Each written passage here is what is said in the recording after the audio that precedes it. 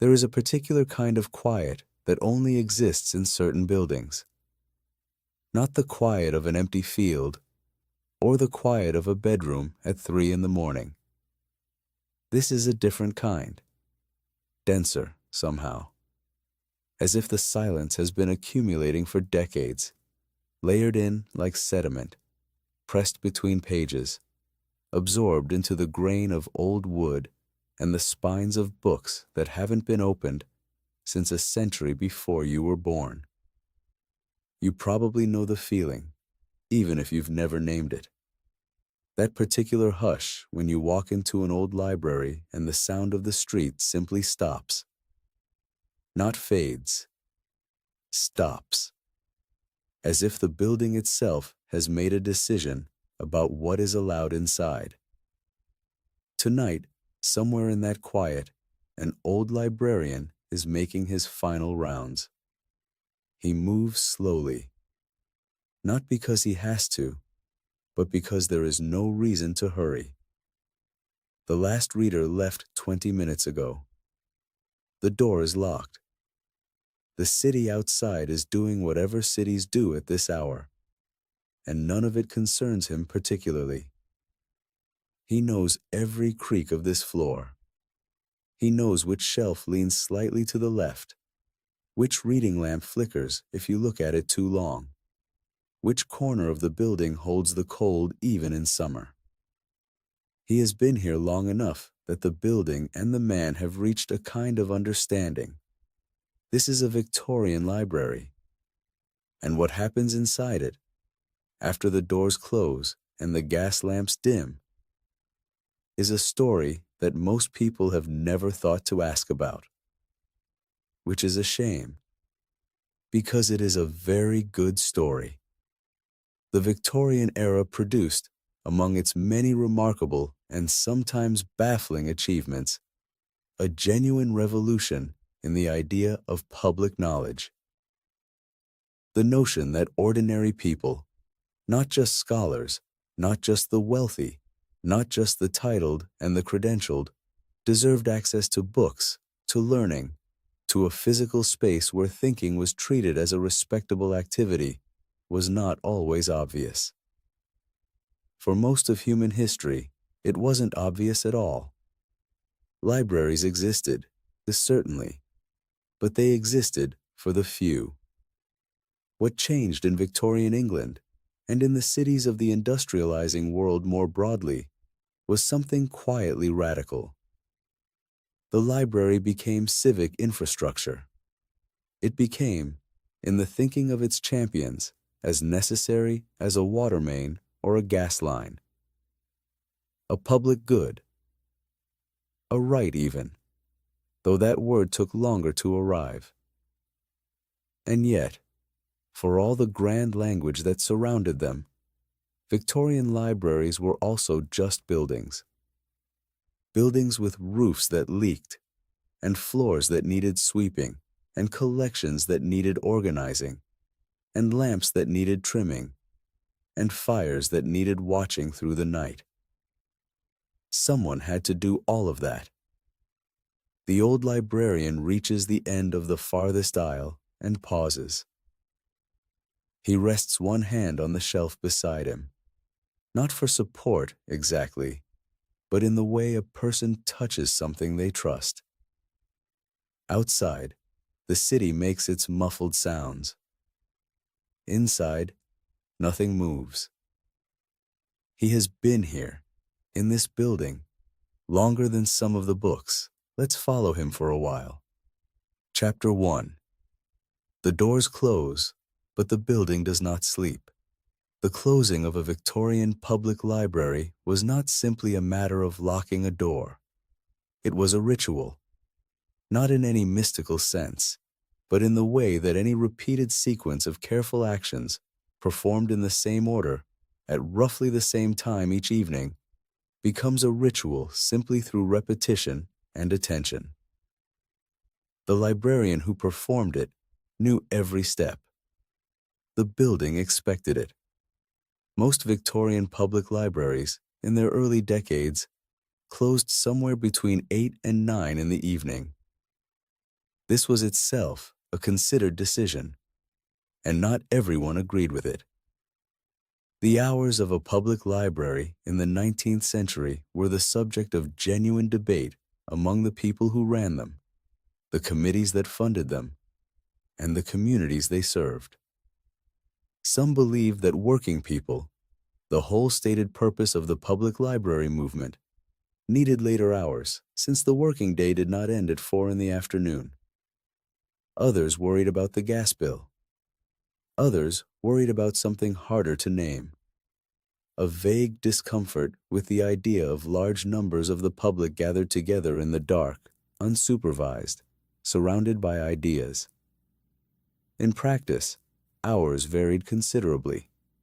The great municipal libraries of Manchester, Birmingham, and London's various boroughs each set their own schedules. Some extended hours on certain evenings. Some maintained reading rooms open later than the lending departments. Some drew very careful distinctions between who could access which part of the building at which hour, because Victorian institutions were almost constitutionally incapable of not drawing careful distinctions. But whenever closing came, the process was recognizable across institutions. The last bell, or the last call, went out perhaps 15 or 20 minutes before the official hour.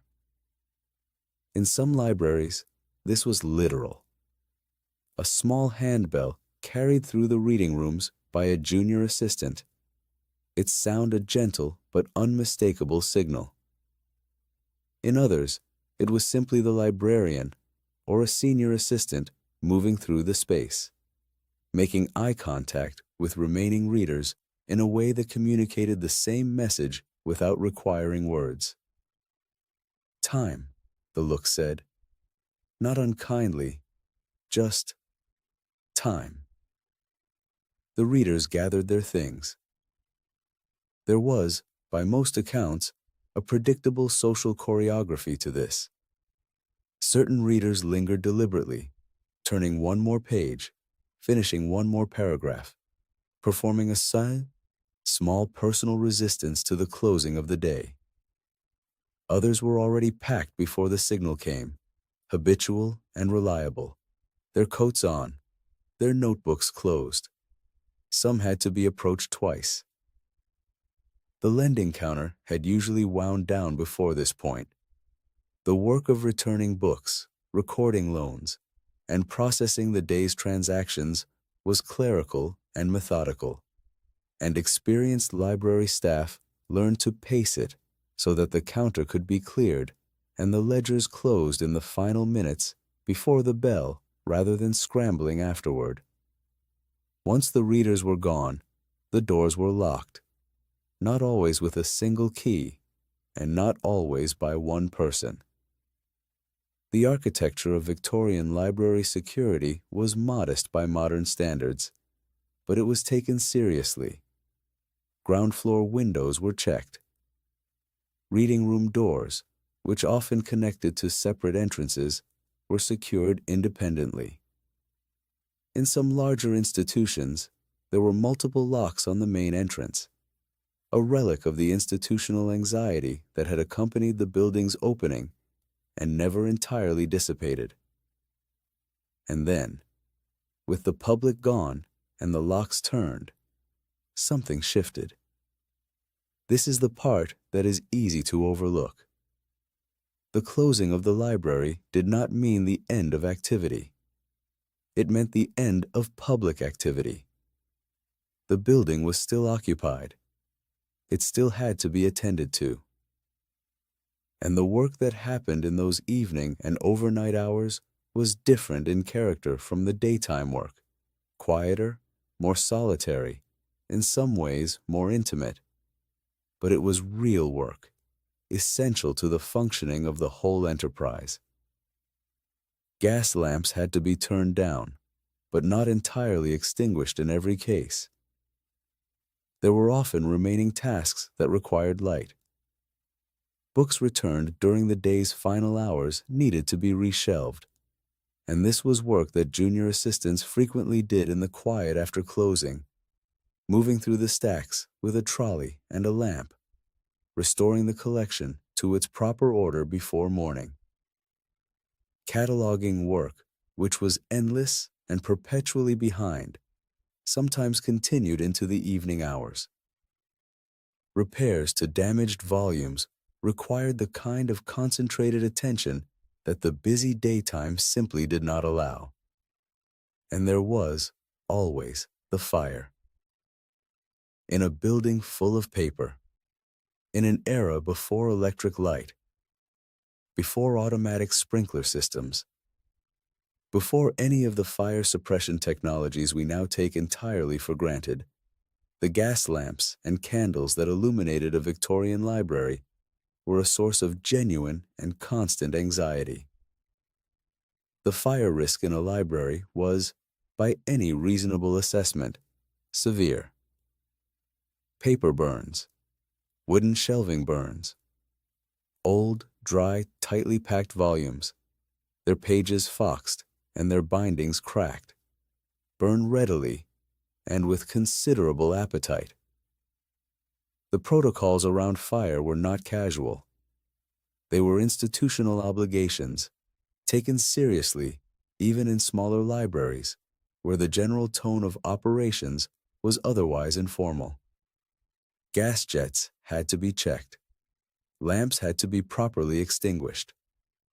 The final walkthrough of the building before the last staff member retired or departed was never perfunctory, however tired the person performing it happened to be. The old librarian knows this. He has always known this. It was one of the first things he learned when he came to this building, long before he was the one performing the final walkthrough himself.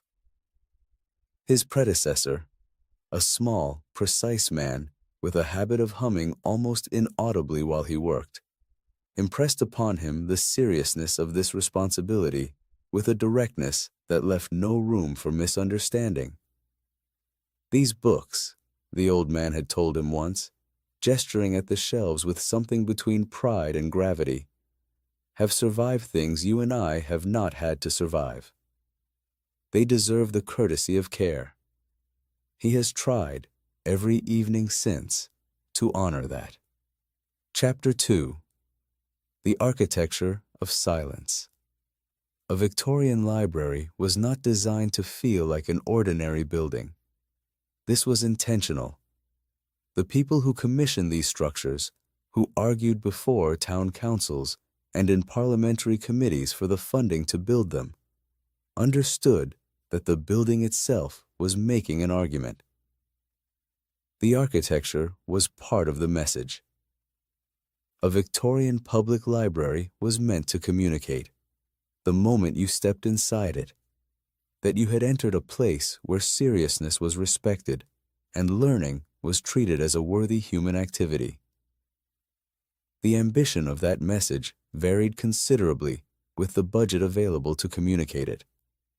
Some Victorian libraries were genuinely grand, built in the classical revival style, with imposing stone facades, arched entrances, and reading rooms tall enough that the upper shelves required gallery walkways and rolling ladders of the kind that now appear mostly in movies about academics falling in love. These were civic monuments as much as functional buildings, and they were meant to be read that way. Others were considerably more modest. A subscription library in a provincial market town might occupy a few rented rooms above a shop, its collection housed in simple wooden cases, its reading table a plain deal board under a single lamp. These places were no less important to their communities for being unpretentious.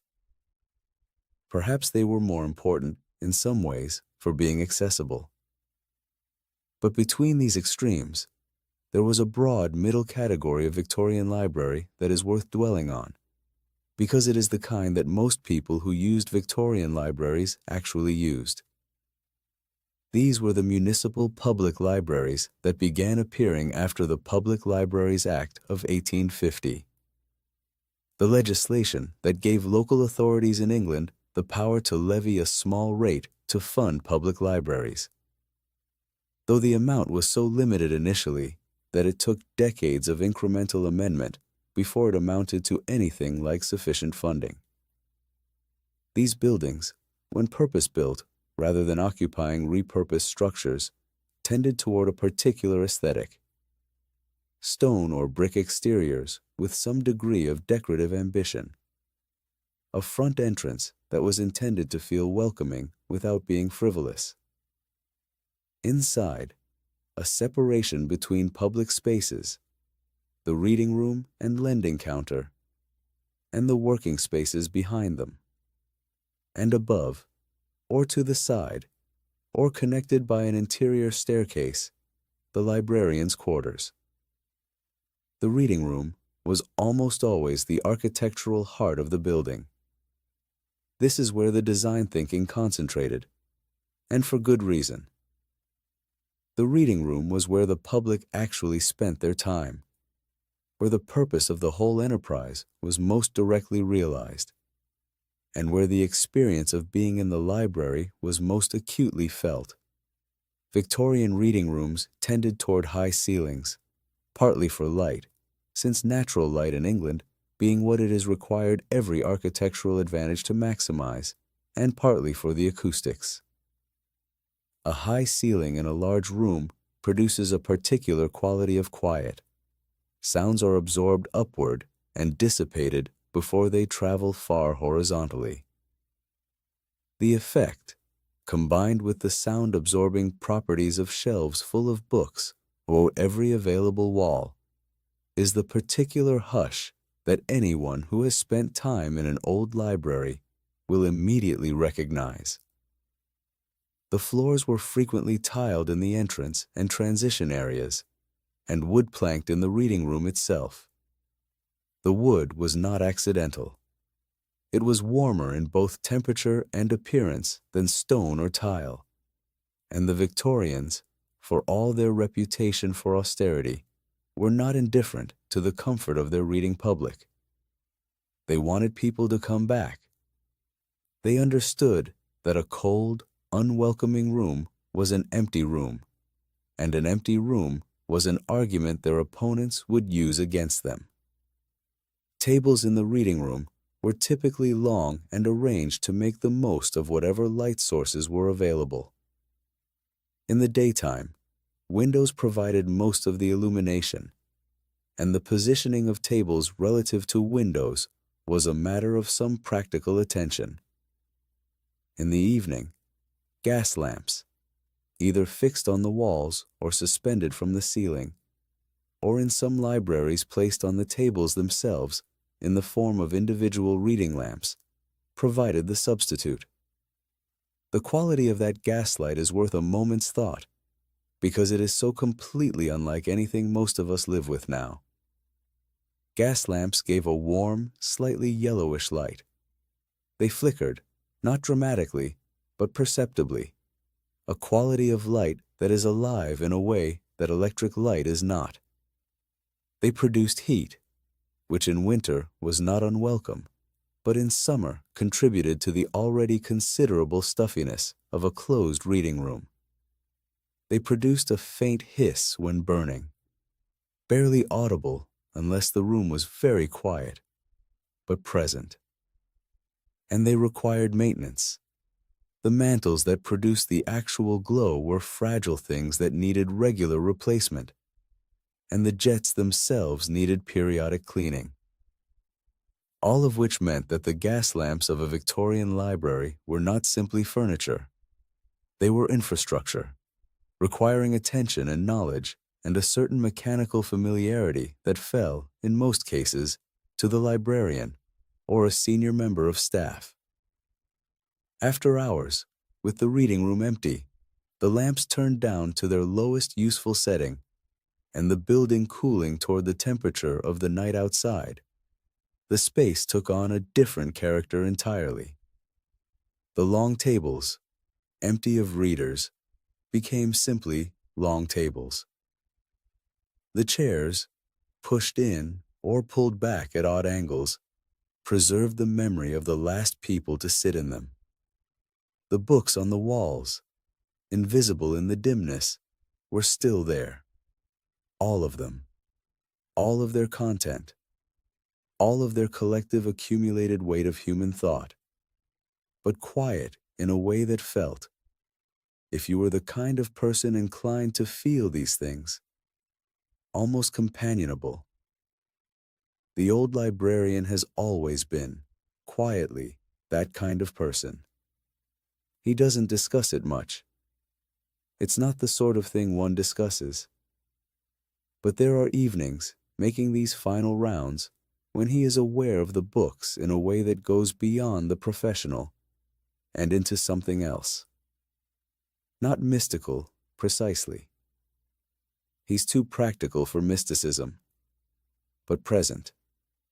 An awareness that these shelves contain something that matters, that the preservation of it is a genuine responsibility, and that the building at this hour is, in its way, alive.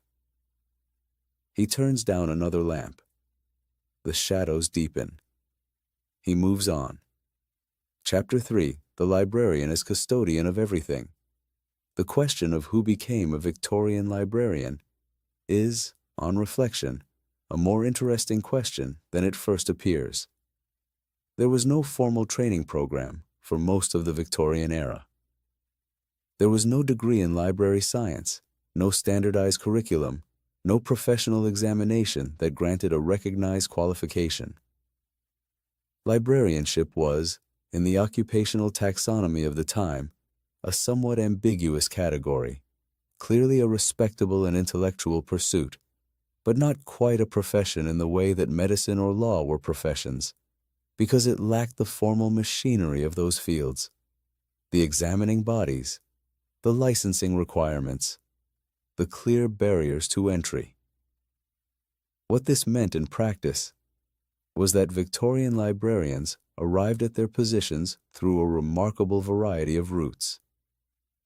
Some were scholars who had found, through financial necessity or temperament, or the particular direction life had pushed them, that their love of books could be made practical in this way. Men who had attended universities but lacked the means or connections to pursue academic careers in the usual sense sometimes found their way into librarianship as a dignified alternative. They brought to their work considerable knowledge and genuine intellectual engagement with their collections, though they sometimes arrived with rather less practical administrative ability than the job actually required. Others came from entirely different directions. Clerical workers, bookkeepers, former school teachers, men who had worked in publishing or bookselling, all of these appeared in the records of Victorian library appointments.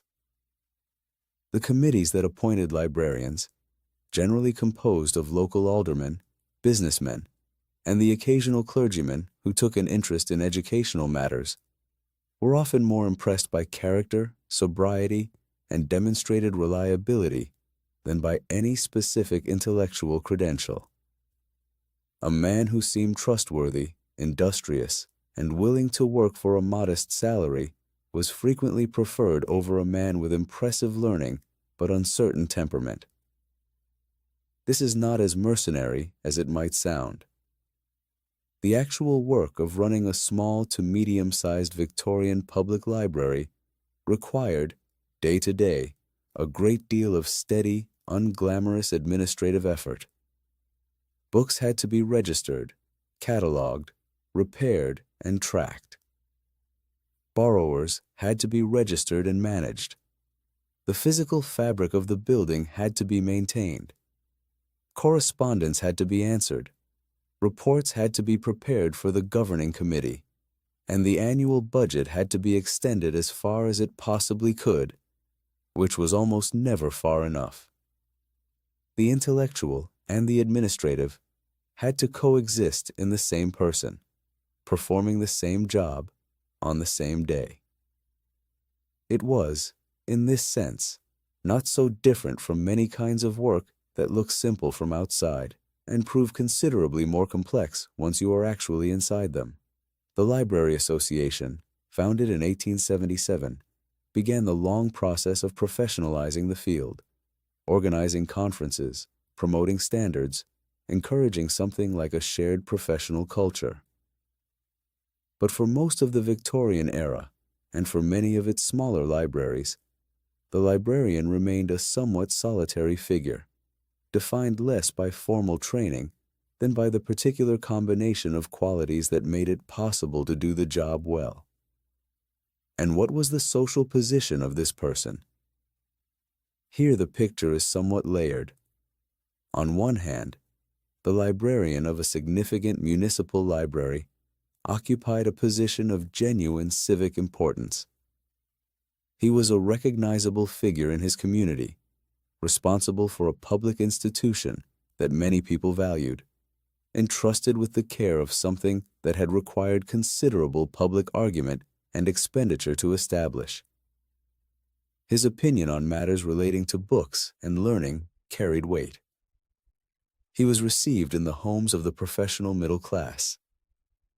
He might expect, in a well-managed institution, to give evidence before committees, to publish the occasional report or article, to be known, in a modest and dignified way, as a man of learning. On the other hand, his salary was frequently modest to the point of being slightly embarrassing for a person of his claimed social standing. The committees that hired librarians tended to believe that the intellectual satisfactions of the role should be taken as a form of compensation, which is the kind of argument that is easier to make when you are not the person being compensated. Many Victorian librarians lived carefully, spending little, saving slowly, and managing the gap between their professional dignity and their actual income with a stoicism that became, over time, simply part of their character. The old librarian knows this particular stoicism well. He's lived it. There were years, early in his career, when the gap between what the position implied and what it actually paid was a source of real and daily discomfort. That passed, eventually, not because the salary improved dramatically, but because the library itself became enough. The work became enough. The building became enough. He's not sure when exactly that happened. Somewhere between his 40th and 50th year, he suspects. He stopped noticing the gap. He started noticing the books. That seems, on reflection, like a reasonable trade.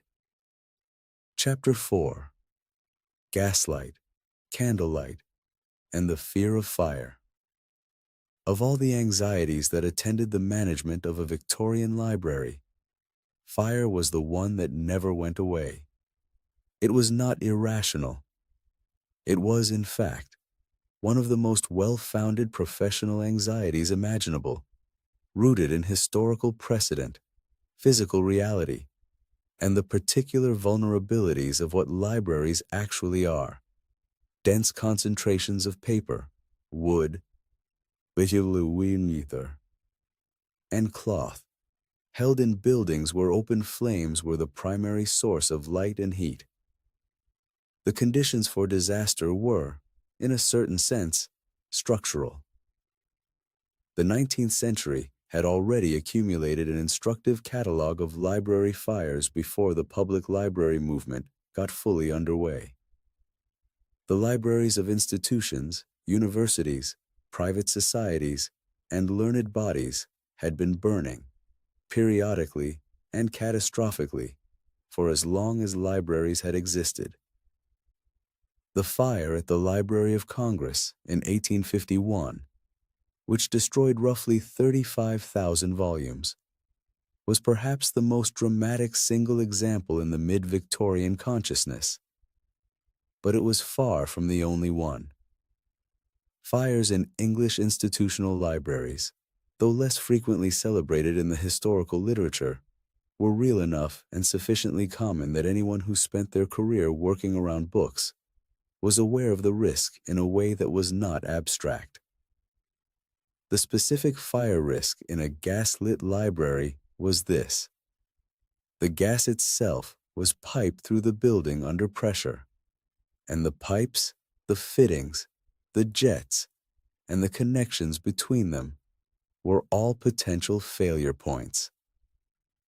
A gas leak in a room full of paper, ignited by any of the numerous open flames that the building contained, was a scenario that required no great imagination to visualize. And while Victorian gas technology improved considerably across the second half of the 19th century, it never became entirely safe in the way that later electrical systems, themselves imperfect, eventually approached. The response to this risk was procedural. Libraries developed protocols for gas management that were understood by anyone who worked there, embedded in the daily and nightly routines of the institution, in the way that fire safety procedures now appear on office walls and in staff handbooks. The difference, of course, was that Victorian protocols depended entirely on human attention and human memory, because they had no alternative. At the end of each operating day, gas jets were systematically checked. In larger libraries, this was a formal task assigned to a specific member of staff. The route through the building, from room to room and jet to jet, was established and expected to be followed completely, without abbreviation. A checklist, in the modern sense, did not always exist. Such formalization came slowly to Victorian institutional management, but the expectation of completeness was real nonetheless, enforced by the professional reputation of the person responsible and by the entirely reasonable awareness that an overlooked jet could end the institution and potentially the city block around it. Candles presented a different kind of problem. Gas was the primary lighting technology in most Victorian libraries from mid-century onward, but candles remained in use in certain circumstances, during power interruptions in later electrical eras, or in smaller libraries where gas had not been installed, or simply as secondary lights in spaces where a single lamp did not reach. A candle, carried through a library after dark by a librarian or night watchman, was a flame in motion, a constantly moving source of potential ignition passing within inches of the very things it most threatened. The rule in virtually every institution that had to think carefully about this was that candles used for movement through the building were to be carried in lanterns, enclosed with glass sides, rather than held openly. This reduced, though it did not eliminate, the risk of accidental contact with shelves or hanging materials. It also reduced the risk of the flame being extinguished by a draft and then relit, a process that briefly produced a small quantity of unburned gas that, in a room with a certain gas concentration, could produce consequences disproportionate to its small scale. What all of this meant, practically, was that the nightly management of fire risk in a Victorian library was a genuine intellectual and physical task. It required knowledge of the building, knowledge of its systems, the kind of attention that cannot be delegated to a person who doesn't understand what they are looking at, and a threshold of care that held even on evenings when the librarian was tired, or unwell, or simply wanting to be somewhere else. The old librarian has never, in all his years, wanted to be somewhere else. He pauses now near one of the wall-mounted gas jets and checks it the way he always checks them, not with any dramatic inspection, but with the quiet attentiveness of long habit. The jet is correctly turned. He already knew it would be. He checks it anyway. The knowing and the checking are different things, and he has never confused them. Outside, A cart passes on the cobbled street. The sound enters the building briefly, muffled by stone, and then is absorbed back into the silence. He moves toward the lamp at the end of the reading room. His shadow stretches behind him, long and slow, across the spines of 100 books.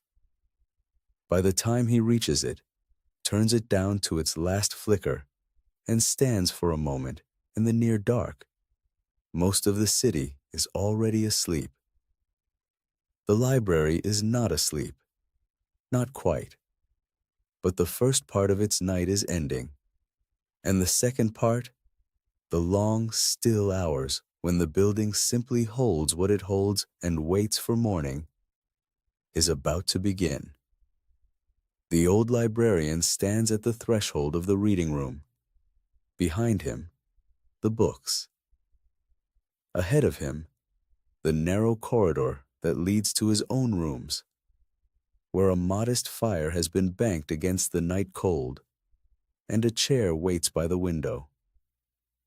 He takes one last look at the room. A professional habit. A personal one, too. Then he turns and goes. The library breathes in. The library breathes out. And holds, in the dark and the silence, everything it has ever been given to hold. The corridor between the reading room and the librarian's quarters is not long, but it passes through a kind of boundary that the public never sees. On one side, the institutional space, designed to be seen, to communicate something about learning and civic purpose, its proportions deliberate, its surfaces chosen for durability and dignity. On the other side, something more private. Lower ceilings, narrower passages, the faint domestic smell of coal smoke and tea, and the particular staleness of rooms that don't get quite enough air. The old librarian crosses this boundary every evening without thinking about it, because it is simply the geography of his life. The library is where he works. The rooms beyond the library are where he lives. The line between them has been, for a very long time now, not so much blurred as irrelevant. But tonight, as on certain other nights, when the building is especially quiet and the hour is especially still, he doesn't go directly to his rooms. He pauses instead in the corridor, near a small window that looks out onto the library's side yard, and stands for a moment, doing nothing in particular. Just listening. What he hears is the library being itself. The soft tick of cooling pipes. The faint, barely perceptible creak of a shelf settling under its own weight. The particular silence that old buildings generate, which is not the absence of sound, but rather a kind of sound in itself. The cumulative acoustic signature of stone and wood and air, and the thousands of objects held within them. He has stood here before, listening to this. He will stand here again.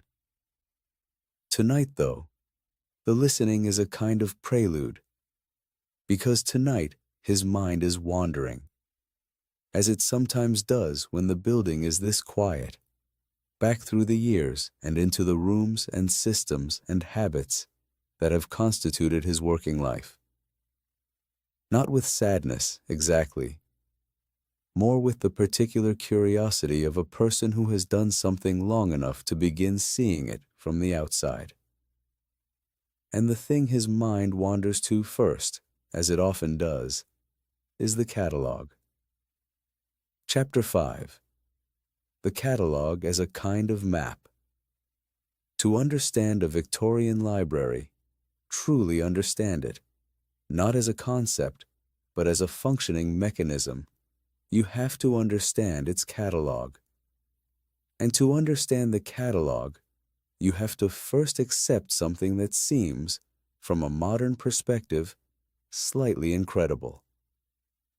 That the entire intellectual order of a library, the system by which any single book among thousands could be located by any person who needed it, depended for most of the Victorian era on physical objects, cards, ledgers, printed lists, maintained by hand, updated by hand, corrected by hand, and understood in their full complexity by a remarkably small number of people.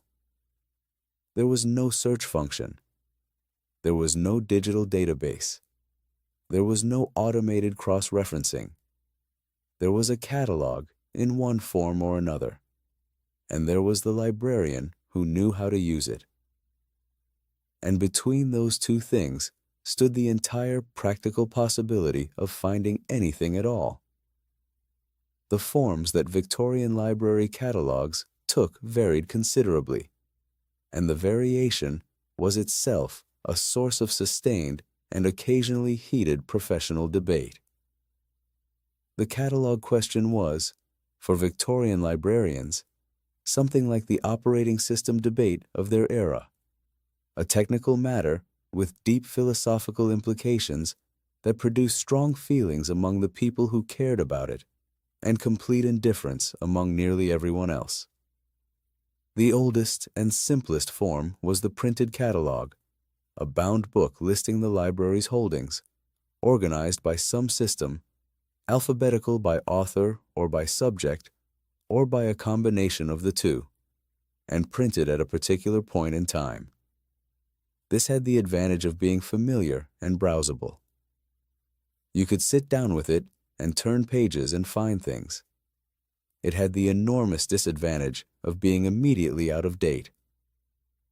The moment a new book was acquired after publication, the printed catalog was incomplete. And in a growing collection, new books were acquired constantly. Some libraries addressed this by printing supplements, additional lists of recent acquisitions that were meant to be used alongside the main catalog. This was workable, but awkward. A reader looking for a particular title had to check the main catalog and then the supplement, and sometimes a second or third supplement, none of which were organized in quite the same way, because the supplements had been compiled by different hands at different times with slightly different standards. The alternative that gradually gained favor over the course of the Victorian era was the card catalog. Each book was represented by a card, a small piece of sturdy paper or thin cardstock, roughly 3 inches by 5, on which was recorded the essential information about the volume: author, title, publisher, date, subject classification, and the shelf location where the physical book could be found. These cards were filed in drawers, organized by whatever system the library had adopted, and could be updated continuously. When a new book arrived, a new card was written and filed. When a book was removed from the collection, its card was pulled. The elegance of this system is easy to appreciate in retrospect, but its implementation was far from simple.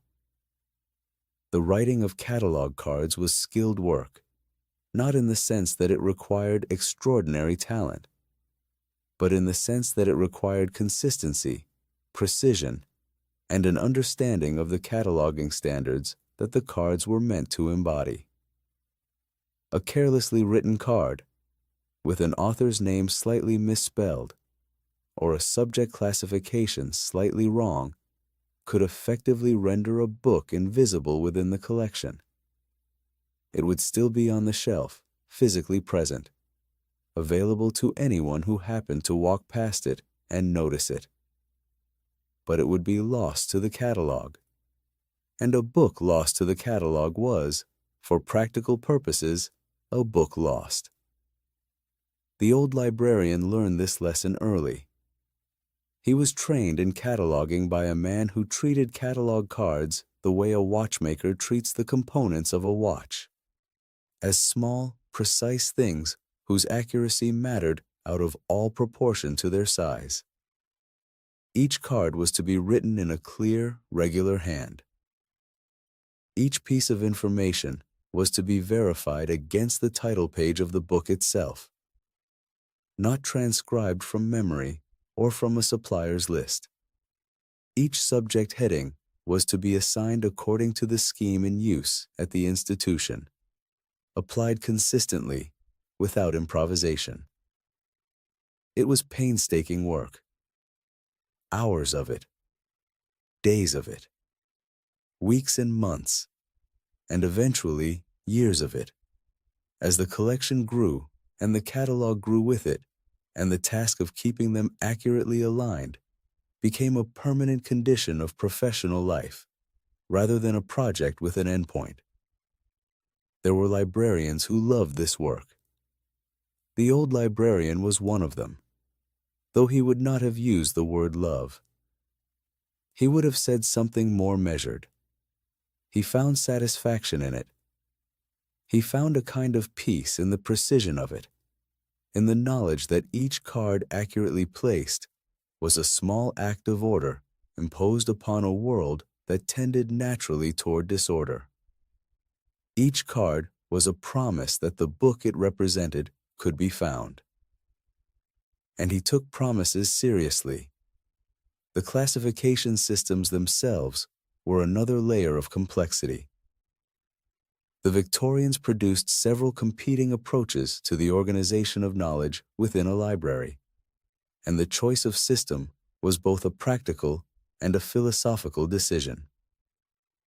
The most famous, and eventually the most widely adopted internationally, was the Dewey Decimal Classification, developed by Melville Dewey in the United States in 1876.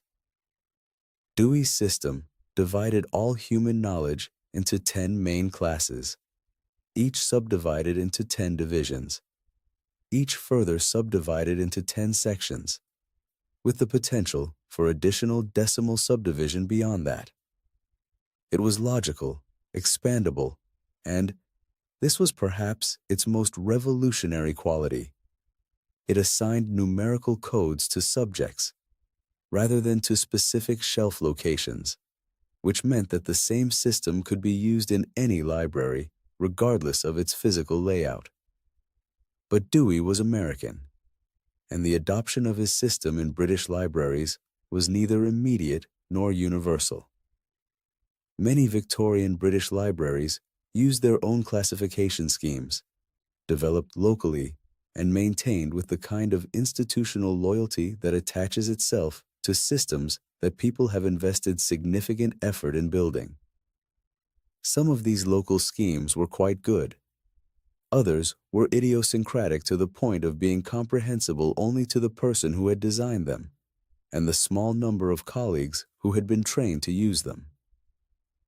The old librarian's library uses a system that is, if he is honest, somewhat of both.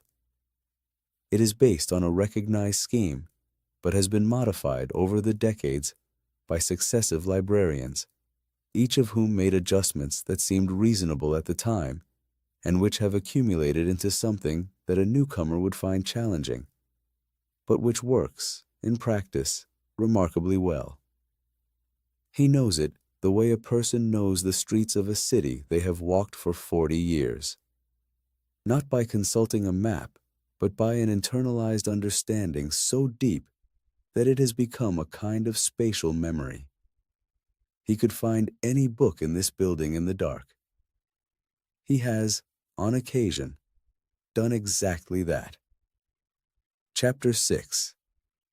Books that were never meant to be found. Every Victorian library of any significant size had a locked cabinet. Sometimes it was literally a cabinet, a piece of furniture, usually in the librarian's office or in a restricted section of the stacks, with a physical lock and a key that was kept on the librarian's person. Sometimes it was a section of shelving, cordoned off or placed in a room that was not accessible to the general public. Sometimes it was simply a category in the catalog, marked with a notation that the ordinary reader would not recognize, and that signified, to those who understood it, that this book was not available through the normal lending process. The contents of these restricted collections varied, but they generally fell into a few recognizable categories. The first and most obvious was material considered morally objectionable. The Victorian relationship with printed obscenity was complex and sometimes contradictory, shaped by the Obscene Publications Act of 1857 and by the broader cultural anxieties about sexuality, propriety, and the influence of printed material on public morals that characterized the era.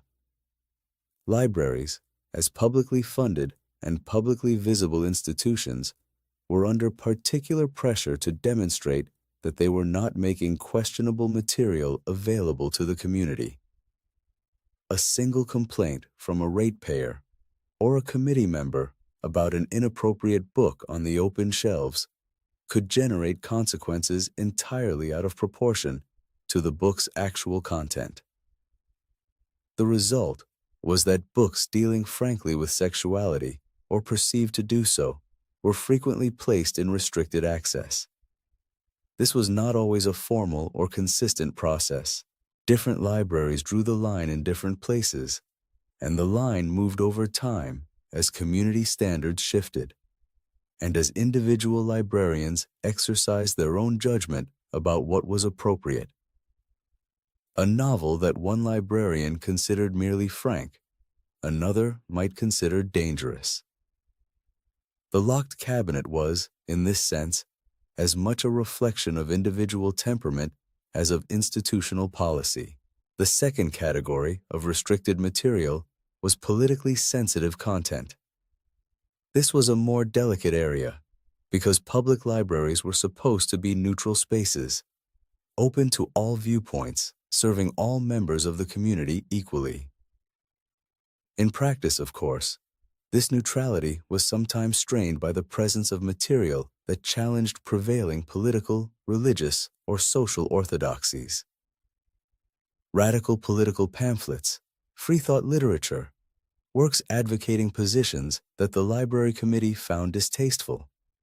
All of these might find their way into the restricted category, not through any formal censorship process, but through the quiet, undocumented exercise of curatorial discretion. The old librarian is aware of this history. He has inherited a locked cabinet of his own, and he has, over the years, made his own decisions about what goes in it and what comes out. Some of his predecessors' choices he has upheld. Others he has quietly reversed, returning books to the general collection that he believed had no reason to be restricted, other than someone's long-ago discomfort with their contents. He does not consider this a political act. He considers it a professional one. The library's purpose is to make knowledge available. The restricted shelf is a necessary compromise with community standards and with the practical reality of institutional survival. But the compromise should be as narrow as possible, in his view, and should be revisited periodically by someone who understands the difference between protecting the public and controlling the public. This is a distinction he thinks about more than most people might expect. The third category of restricted material was rare or fragile items, books whose physical condition or scarcity made them unsuitable for ordinary circulation. A first edition of a significant work, a volume with hand-colored illustrations that would be damaged by frequent handling, a manuscript or early printed book that had come to the library through donation and whose replacement would be impossible. These were kept secure not because their content was dangerous, but because their physical existence was irreplaceable. This last category is the one the old librarian thinks about most often in the quiet hours. Not because the objects themselves occupy his daily attention. They are safe in their cabinet, as they have been for years. but because they represent something that matters to him in a way that is difficult to articulate. These books have survived. That is the thing. They have survived fire and damp and insects and neglect and the ordinary accumulated damage of time. They have survived changes of government and shifts in taste and periods when nobody cared about them at all. They are here, in this building, tonight, because at every point along the chain of their existence, someone decided they were worth keeping. The old librarian turns the key in the cabinet lock. Not to open it. He has no reason to open it tonight, but simply to confirm, as he does every evening, that it is secure. The click of the lock in the quiet building is a very small sound, but it satisfies him every time. Chapter 7. The Reading Room as Social Architecture.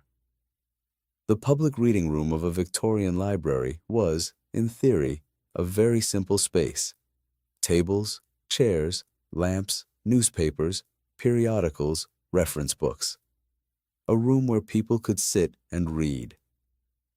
In practice, it was considerably more complicated than that, because the people who sat in it were complicated, and the act of providing a free, heated, well-lit public space in a Victorian city turned out to have social consequences that the library's founders had not always anticipated. The reading room was, for many Victorians, the only public interior space they could occupy without spending money. This is worth pausing over, because it explains a great deal about who actually used Victorian libraries, and why the reading room in particular became the subject of so much institutional attention and occasional anxiety.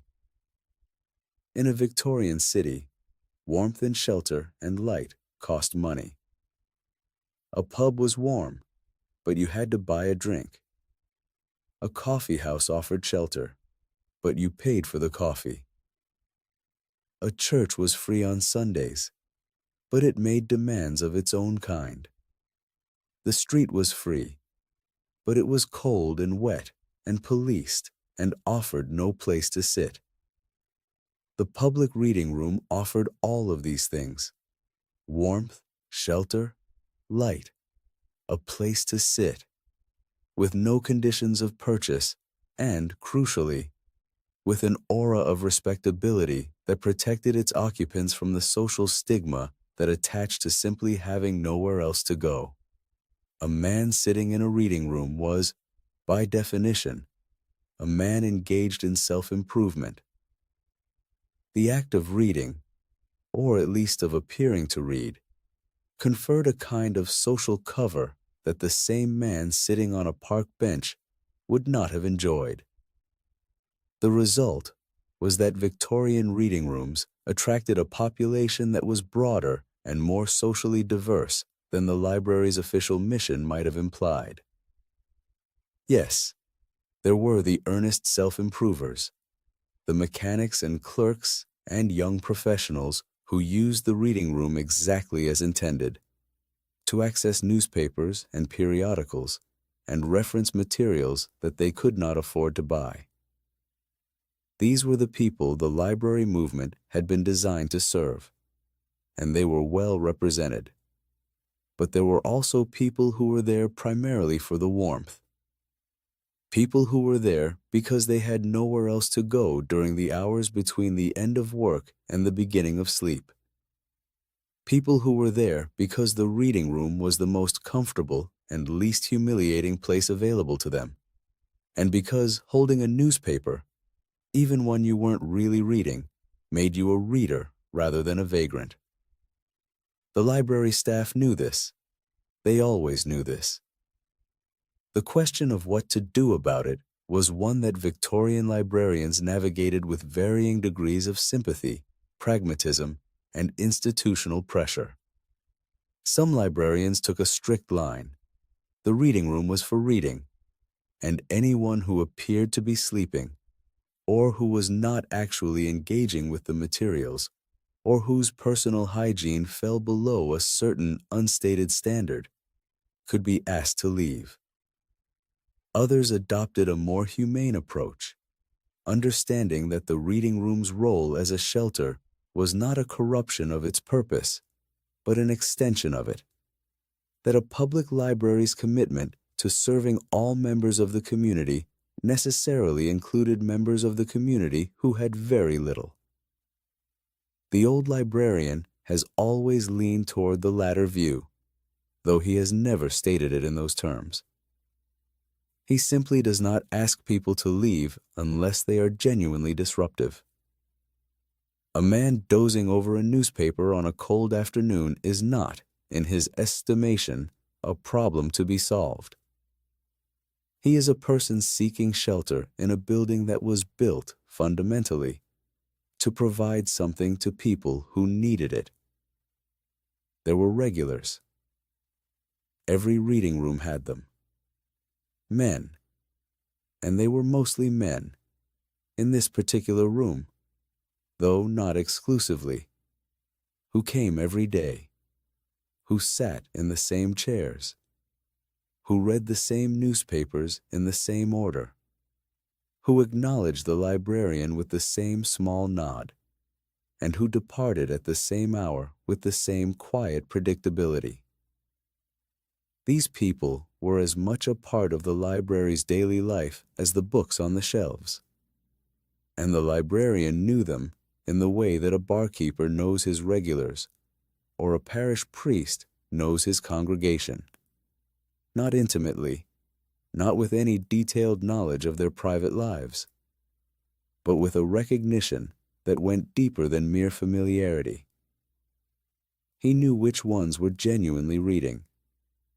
He knew which ones were sheltering. He knew which ones were lonely. Loneliness was, if he was honest, the thing the reading room addressed most effectively, though nobody would have described its purpose in those terms. A lonely person in a reading room was in the company of others without being required to interact with them, surrounded by evidence of human thought and expression, without being asked to contribute, warm and safe, and occupied in a way that made no demands and carried no obligations. It was, in its quiet way, a remarkable social technology. A room where being alone together was not only permitted, but encouraged.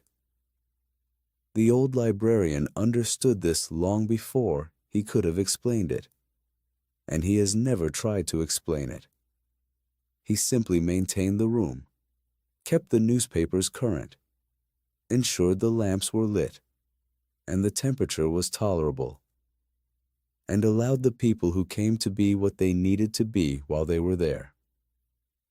Some nights, standing in the empty reading room after closing, he can still feel the presence of the day's readers. Not literally. He is not a man who believes in ghosts or atmospheres in any supernatural sense. But there is something residual, a warmth that the room holds for a while after the last person leaves. A sense of recent occupation, like a chair that is still warm when you sit down in it. He straightens a chair that has been left at an odd angle, retrieves a pencil someone left on a table, notices, not for the first time, the particular pattern of wear on the table's surface, where thousands of forearms have rested over the years, slowly polishing the wood to a soft, dark shine. These marks are, in their way, a kind of catalog too, a record of use, of presence, of time spent in this room by people who came because they needed something it offered, and who left, presumably, having received at least some portion of it. Chapter 8. The smell of old paper and what it means. There is a chemical explanation for the smell of old books. Lignin, the organic polymer that gives wood its structure and that remains in paper made from wood pulp, breaks down over time through a process of oxidation and hydrolysis. This breakdown produces a range of volatile organic compounds, vanillin, benzaldehyde, furfuryl, and others, that are released slowly into the surrounding air. The result is the characteristic scent that anyone who has opened an old book or walked into an old library will immediately recognize.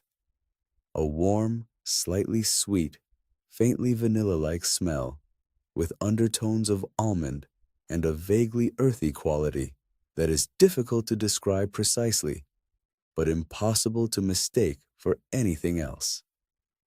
The old librarian does not know the chemistry. He knows the smell. He has known it for so long that he no longer consciously notices it when he enters the building. In the same way that a baker probably stops smelling bread, or a fisherman stops smelling the sea. It is the baseline of his olfactory world, the background against which all other smells register as departures. But on certain evenings, particularly in the cooler months when the air is dry and the building's heating, such as it is, has been active during the day, the smell reasserts itself. It comes forward somehow and becomes noticeable again. The way a sound you have stopped hearing can suddenly become audible if the conditions change just slightly. On those evenings, the smell is remarkable. It is remarkable because it is the smell of time, not metaphorically, literally. What you are smelling when you smell an old book is the slow chemical decomposition of the materials from which it was made, a process that began the moment the book was manufactured, and that will continue, at varying rates depending on storage conditions, until the book ceases to exist as a readable object. The smell is evidence of decay. It is evidence of age. It is, if you want to be precise about it, evidence of dying. The very slow dying of organic matter that was once part of a tree, that was turned into paper, that was printed with words, that was bound into a book, and that is now, molecule by molecule, returning to its constituent elements. And yet, it is one of the most comforting smells most people know. This is one of those contradictions that is worth sitting with, rather than resolving. The smell of old books is the smell of destruction, and it is also the smell of preservation. It tells you that the book is aging, and it tells you that the book is still here. Both of these things are true at the same time, and the fact that they are both true is part of what gives old libraries their particular emotional character, a quality that combines nostalgia and loss with continuity and care. The old librarian would not put it this way. He would say, if asked, that the library smells the way it has always smelled, and that this is a good thing, and that he would be concerned if it ever smelled different. Beyond the smell, there is the sound. Victorian libraries, contrary to the popular image of absolute silence, were not perfectly quiet spaces. The silence was enforced socially rather than acoustically, and even in a well-disciplined reading room, the sounds of human activity were present. The turning of pages, the creak of chairs, the occasional cough or throat clearing, the muffled thud of a book being placed on a table with slightly more force than intended.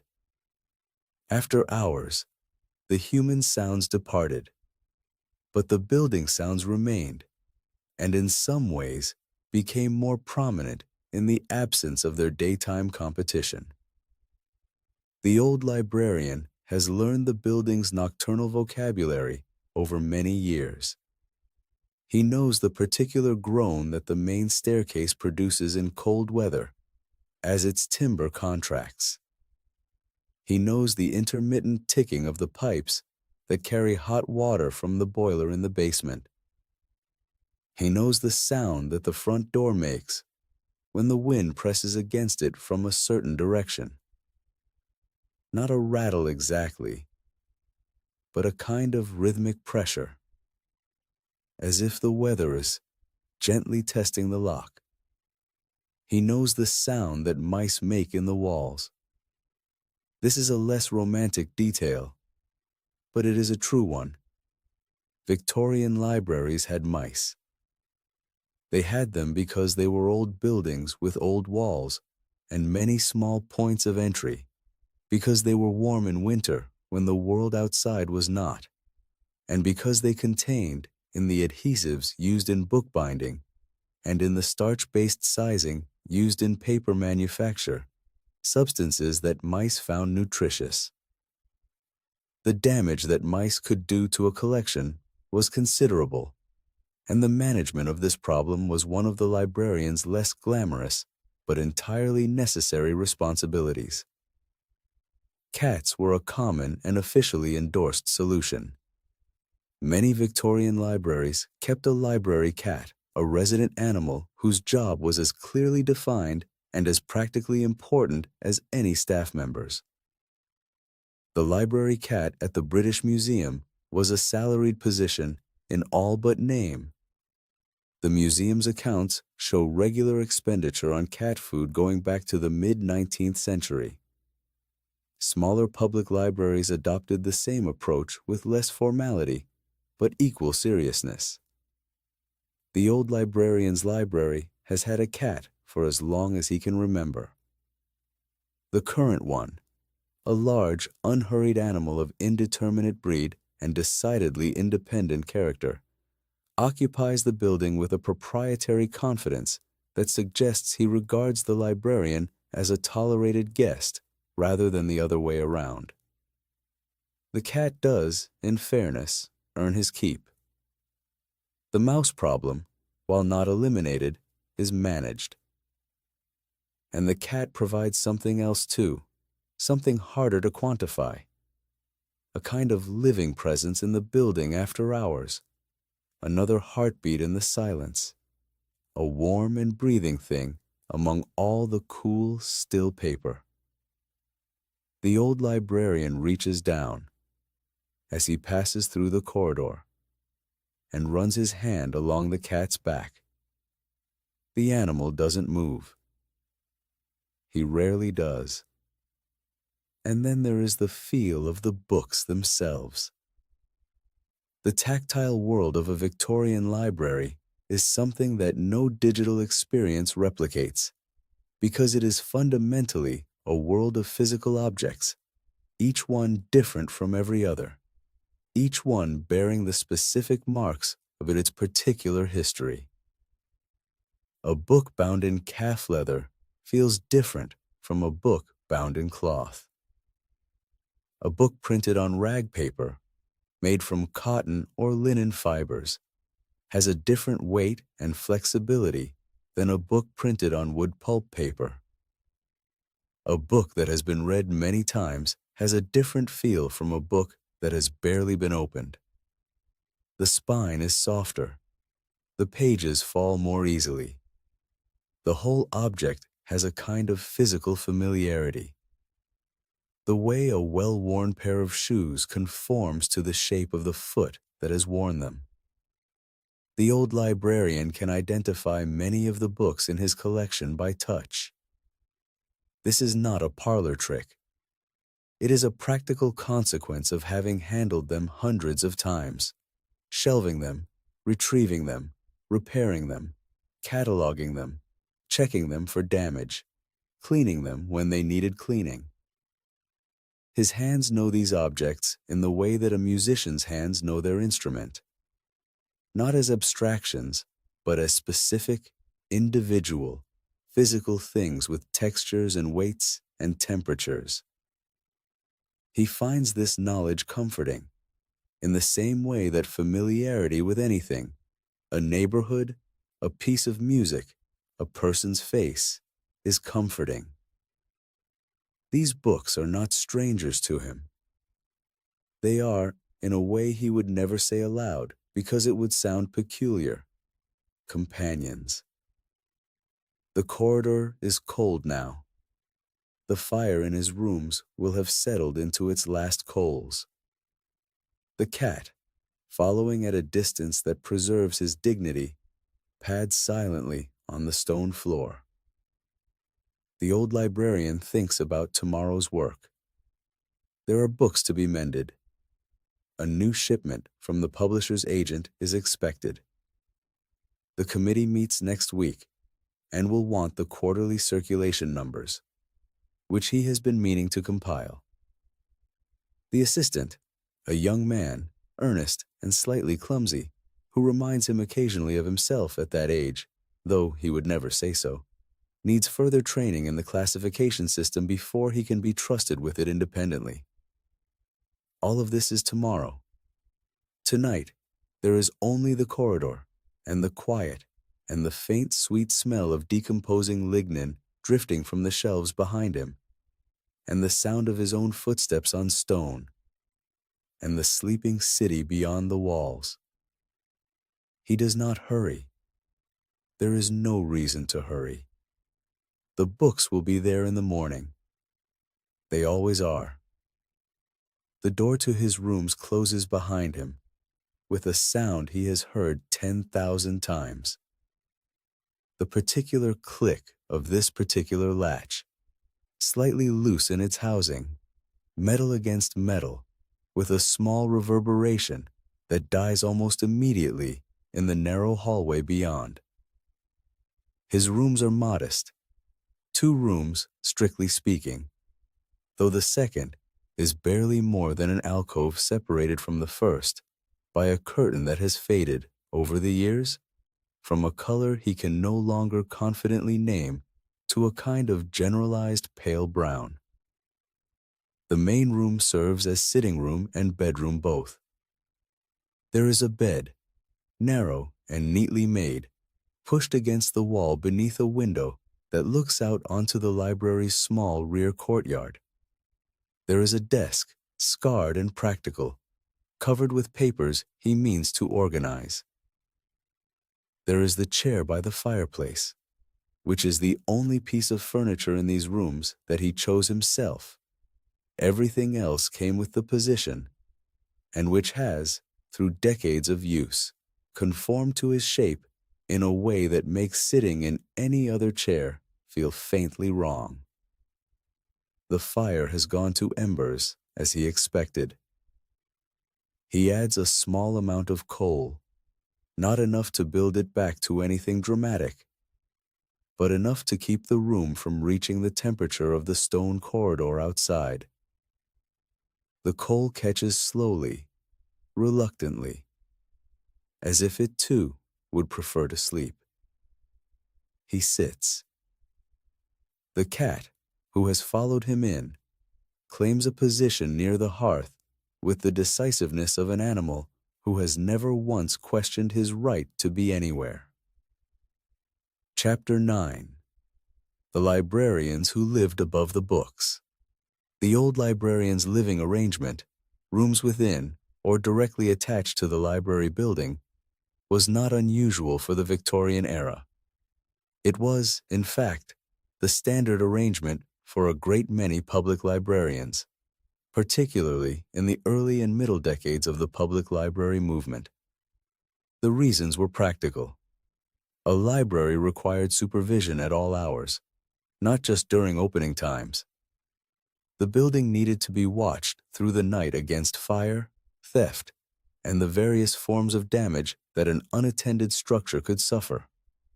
Gas systems needed monitoring. The physical security of the collection, a collection purchased with public money, a point that library committees never tired of emphasizing, needed to be maintained continuously. Having the librarian live on the premises was the simplest and cheapest solution to all of these requirements simultaneously. It was also, though this was less frequently stated in official documents, a way of getting more work out of the librarian without paying for additional staff. A librarian who lived above the library was, in effect, always available.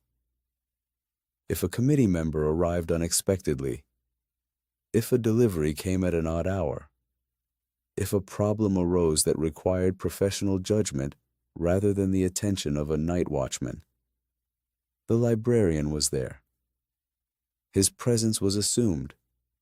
His availability was taken for granted. The boundary between his working hours and his personal time was, by the very architecture of his living situation, essentially non-existent. Many librarians accepted this arrangement without complaint, either because they genuinely preferred it, because they recognized its practical logic, or because their salary was insufficient to maintain a separate household anyway. The rooms provided were part of the compensation package, and refusing them would have meant finding and paying for lodgings elsewhere on a salary that was already stretched. Others chafed under it.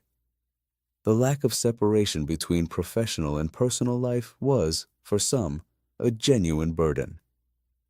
Library committee members who held the keys to the librarian's employment also held, in a real sense, the keys to his home.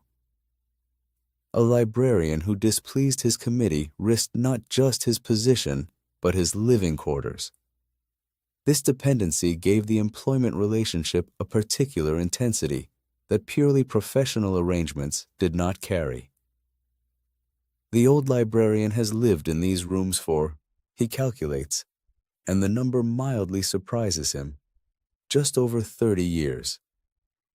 He moved in as a younger man, unmarried then, and unmarried still, with a single trunk of personal belongings and a small collection of books that he shelved.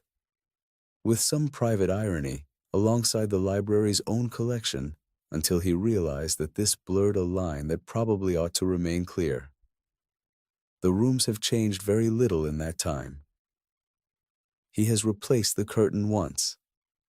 The desk was already here when he arrived, and the marks on its surface include some that predate him by decades. The bed is the same bed. The window is the same window. Even the view from the window, the small courtyard, the brick wall of the neighboring building, a narrow strip of sky, is essentially unchanged, though the neighboring building has been repainted twice in colors he found, on both occasions unnecessarily bold. What has changed is something less visible.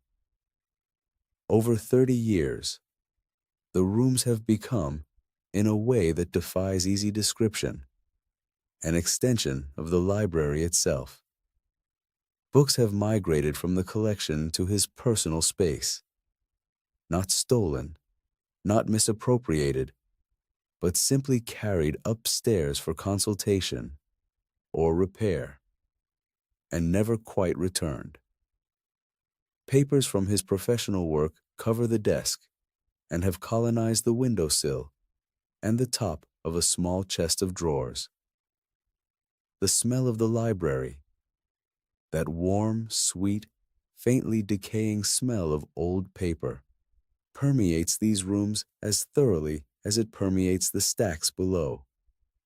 He lives inside the library in the most literal sense possible. And the library, in a sense equally literal, lives inside his rooms.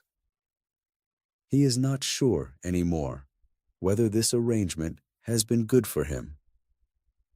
There have been moments, usually late at night and usually in winter, when the rooms are coldest and the darkness outside is most complete, when he has wondered what his life would have looked like if he had lived somewhere else. If he had maintained the separation that some of his colleagues achieved, the ones who kept lodgings in another part of the city, who walked to work in the morning and walked home in the evening, who had lives that were not completely contained within the walls of their institution. But these moments pass. They always pass. Because the truth is that he chose this. Not once, but continuously, every day for 30 years. He chose it because the library needed him here, and because he needed to be here, and because the alternative, some rented room in some distant street, separated from the building and the collection by an interval of pavement and empty air, seemed to him less like freedom than like exile. He is aware that this makes him, by certain standards, an eccentric. He is comfortable with that. The fire is catching now, the new coal beginning to glow with the particular orange intensity that coal achieves when it is properly alight, but not yet fully consumed. The warmth reaches his feet first, then his hands, then the rest of him in a slow wave that is one of the few physical pleasures he consistently allows himself to notice. He should sleep. He will sleep, eventually, but not quite yet. Chapter 10. Night Watchmen, Caretakers, and the Unseen Staff. The old librarian was not always the only person in the building at night. In larger Victorian libraries, the great municipal institutions of the major cities, the reference libraries, the libraries attached to learned societies and universities, the overnight staffing was more substantial. A night watchman was a common appointment, a position that existed for security rather than for any library-specific purpose, and that was filled, typically, by men whose previous experience was in policing, the military, or simply in the broad category of physical labor that required reliability and a willingness to stay awake during hours when most people preferred not to. The night watchman's job was straightforward in description and demanding in execution. He patrolled the building at regular intervals, checking doors, windows, and fire risks. He monitored the heating system, if the library had one, to ensure it did not malfunction during the night. He was the first responder to any emergency: a broken window, a suspicious sound, a leak, a smell of gas. And he did all of this alone, in the dark, in a large building full of rooms and corridors and staircases that took on, after hours, a character quite different from their daytime identity. The loneliness of night watchman work in a Victorian library is something that is easy to underestimate if you have never experienced anything comparable. A large building at night is not the same building it is during the day. The sounds are different. The spaces feel different.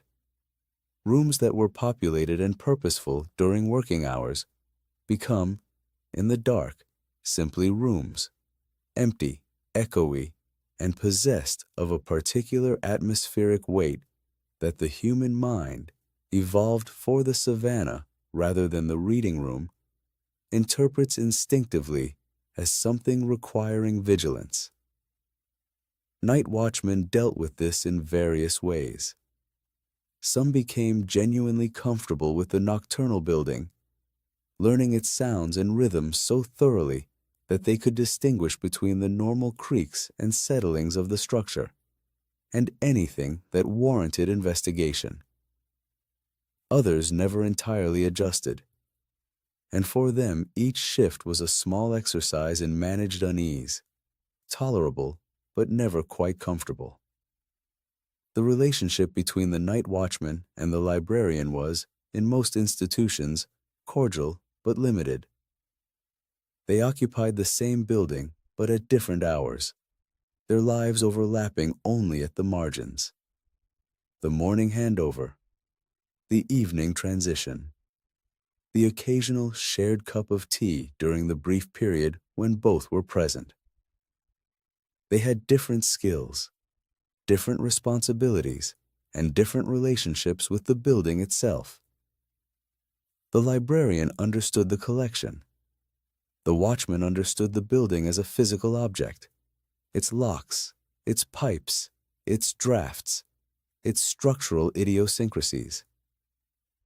In smaller libraries, the night watchman position did not exist. The overnight security of the building fell to the librarian himself or to a caretaker whose duties included general maintenance as well as nighttime supervision. The caretaker was another semi-invisible figure in the Victorian library ecosystem, a person who cleaned, repaired, maintained, and generally kept the physical plant functioning without, in most cases, receiving much recognition for it. Caretakers in Victorian libraries were often married men whose wives contributed labor that was expected, but not always formally acknowledged or compensated. A caretaker's wife might clean the reading rooms, tend the fires, prepare the librarian's meals if the librarian lived on the premises, and perform various other domestic services that were understood as part of the overall arrangement, rather than as separate employment deserving separate pay. This is one of those details that reveals, when you look at it directly, the layered economy of labor that made Victorian institutions function. The visible workforce, the librarian, the assistants, was supported by an invisible workforce whose contributions were essential, but whose presence in the institutional record is often minimal. Committee minutes that meticulously record the librarian's annual salary and the cost of new acquisitions sometimes mention the caretaker only in passing, if at all. The caretaker's wife appears even less frequently. The old librarian is conscious of this history, partly from direct experience and partly from the broader awareness that comes with a lifetime spent in institutional life. His own library has had a succession of caretakers, some excellent and some less so, and his relationships with them have been among the most practically important relationships in his professional life. A good caretaker made everything easier. A poor one made everything harder. And the difference between the two had less to do with skill, the actual tasks were not complex, than with the quality of attention and the willingness to care about a building that was not one's own. The best caretaker he ever worked with was a man named, well, names are not the point. What mattered about this man was that he treated the building as if it deserved respect, which, in the old librarian's estimation, it did. He swept corners that nobody would inspect. He reported problems before they became emergencies. He understood, without being told, that the library was not merely a structure that happened to contain books, but a structure that existed because of books, and that the relationship between the container and the contained was one of mutual dependence. That caretaker left many years ago, moved to another city by family circumstances. The old librarian has not heard from him since, but he thinks of him sometimes, particularly on evenings when the building is behaving well, when the pipes are quiet and the floors are clean and everything is in its place. Because these conditions do not occur naturally. They are the result of care, usually someone else's care, usually invisible. Chapter 11. The scholars who wouldn't leave among the regular users of any Victorian library. There was a particular type that librarians knew well and regarded with a mixture of professional respect, personal sympathy, and occasional exasperation. These were the scholars. Not the professional academics, though some of them were, but the broader category of people who came to the library with serious intellectual purpose, who used the collection intensively and systematically, and who regarded the library not as a casual amenity, but as an essential resource without which their work could not proceed.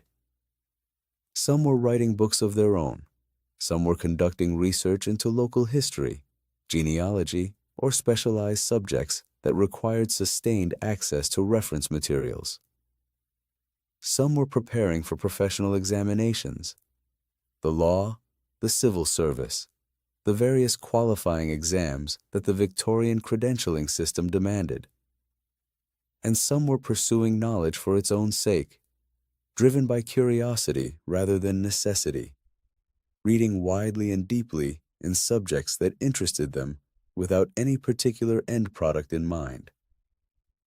All of them shared a common characteristic. They did not want to leave. The library was, for these people, not merely a convenient location, but the location. It was where the books were. It was where the catalogs were. It was where the reference materials, the periodical indexes, the accumulated resources of their particular inquiry were gathered together in one place. And it was free. This last point mattered enormously to scholars who were not independently wealthy, which was most of them. The alternative to the public library was the private library, or the subscription library, both of which charged fees. A serious researcher without private means was dependent on the public library in a way that made the institution's opening hours a matter of real personal consequence. The friction between these users and the library's schedule was constant and predictable. The library closed at 8 or 9 in the evening. The scholar wanted to work until midnight, or later, or indefinitely. The scholar did not understand why the library could not accommodate this, or if he understood the practical reasons: staffing, gas, fire risk. He resented them anyway, the way anyone resents a practical constraint that interferes with the thing they most want to do. The old librarian has known many such scholars. He has watched them arrive in the morning with their notebooks and their particular books already in mind, settle into their preferred seats with the territorial precision of nesting birds, and work steadily through the day with a concentration that he finds, even after all these years, genuinely impressive. He has watched them respond to the closing bell with visible reluctance, heard them ask more than once whether they might stay just a little longer tonight, just another half hour, just until they finish this particular passage. He has, on occasion, allowed it, not officially, not as a matter of policy. But there have been evenings when a particular reader, working on something that seemed to matter genuinely, was permitted to remain for a short time after the official closing, the door locked behind the last regular reader. The gas lamps kept burning a few minutes longer than strictly necessary. These small extensions were acts of professional discretion rather than institutional generosity. They happened because the librarian had the authority to make them happen, and because he judged, in each individual case, that the benefit to the reader outweighed the minor additional cost and inconvenience. They were never recorded. They were never reported to the committee. They existed in the informal space between official policy and human judgment, which is where, in the old librarian's experience, a surprising amount of institutional life actually takes place. He thinks about one scholar in particular, a woman. She came to the library for several months, working on something she never fully explained, a project of some kind, historical in nature, requiring sustained access to the library's collection of local records and periodicals. She was quiet, methodical, and entirely self-sufficient. She never asked for assistance. She never engaged in conversation beyond what was necessary. She arrived when the doors opened, and she stayed until they closed. And the concentration she brought to her work was of a quality that the old librarian recognized as genuine, not performed, not affected, but real and deep and somewhat intimidating. He let her stay late 3 times. On the 3rd occasion, she thanked him as she gathered her things. Not effusively, just simply, "Thank you for this." And then she left, and he did not see her again. He never learned what she was working on. He never asked. The library's business was to provide access, not to interrogate the uses to which access was put. But he has wondered, from time to time, whether the thing she was working on was completed, and whether the 3 additional hours he had given her, parceled out across 3 evenings in increments of roughly 60 minutes each, had mattered. He suspects they did. He suspects, though he cannot know, that those hours mattered more than he will ever be told. Chapter 12. Women in the Victorian Library.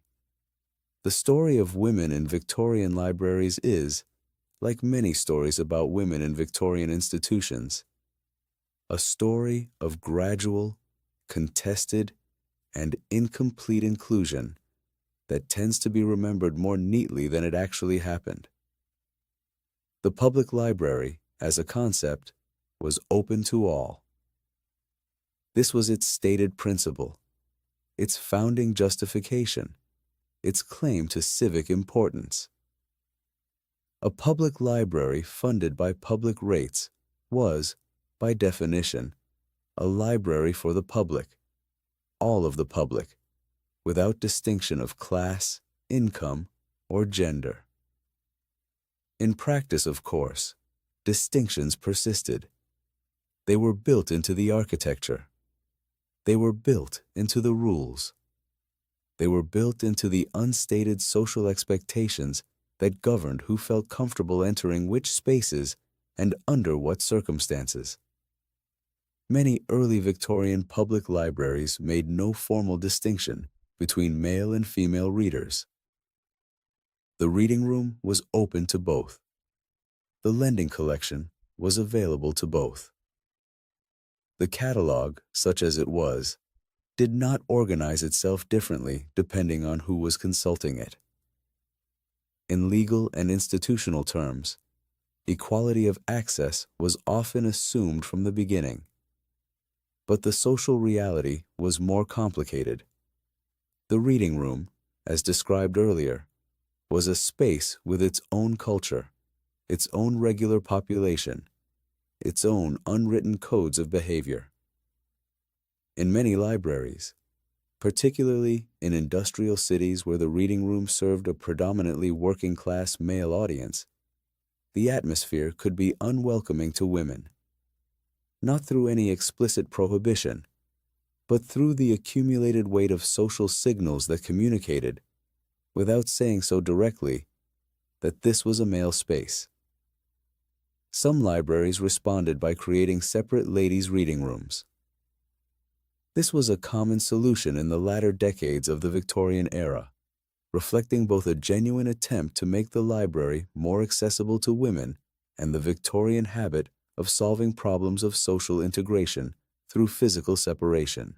A separate reading room, stocked with its own selection of newspapers and periodicals, offered women a space that was culturally theirs, free from the discomfort of being the sole woman in a room full of men, free from the particular kind of silent scrutiny that could make the experience of using a public space as a woman less comfortable than the experience of using the same space as a man.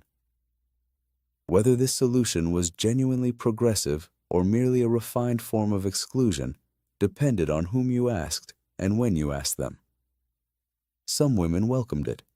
Others saw it as patronizing. The question of whether separate provision constituted genuine inclusion or a polite form of marginalization is one that runs through many Victorian institutional histories, and the library was no exception. More significant, in some ways, was the entry of women into the profession of librarianship itself.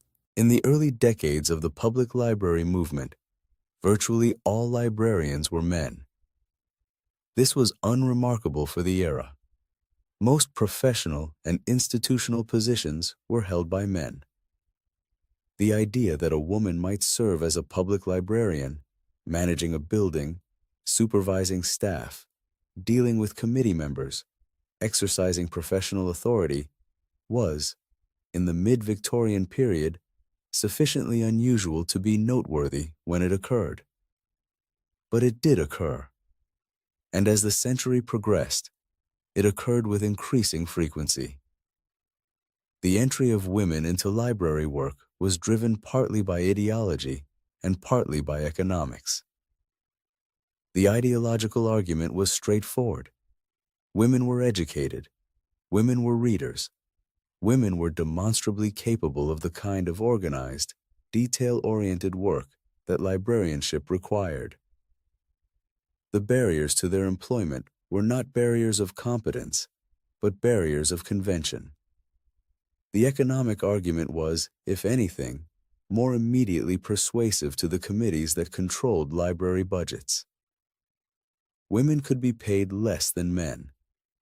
This was not a secret. It was not even, in the context of the time, considered particularly controversial. Library committees operating under severe financial constraints discovered that they could staff their institutions more affordably by employing women as assistants, catalogers, and, eventually, as librarians.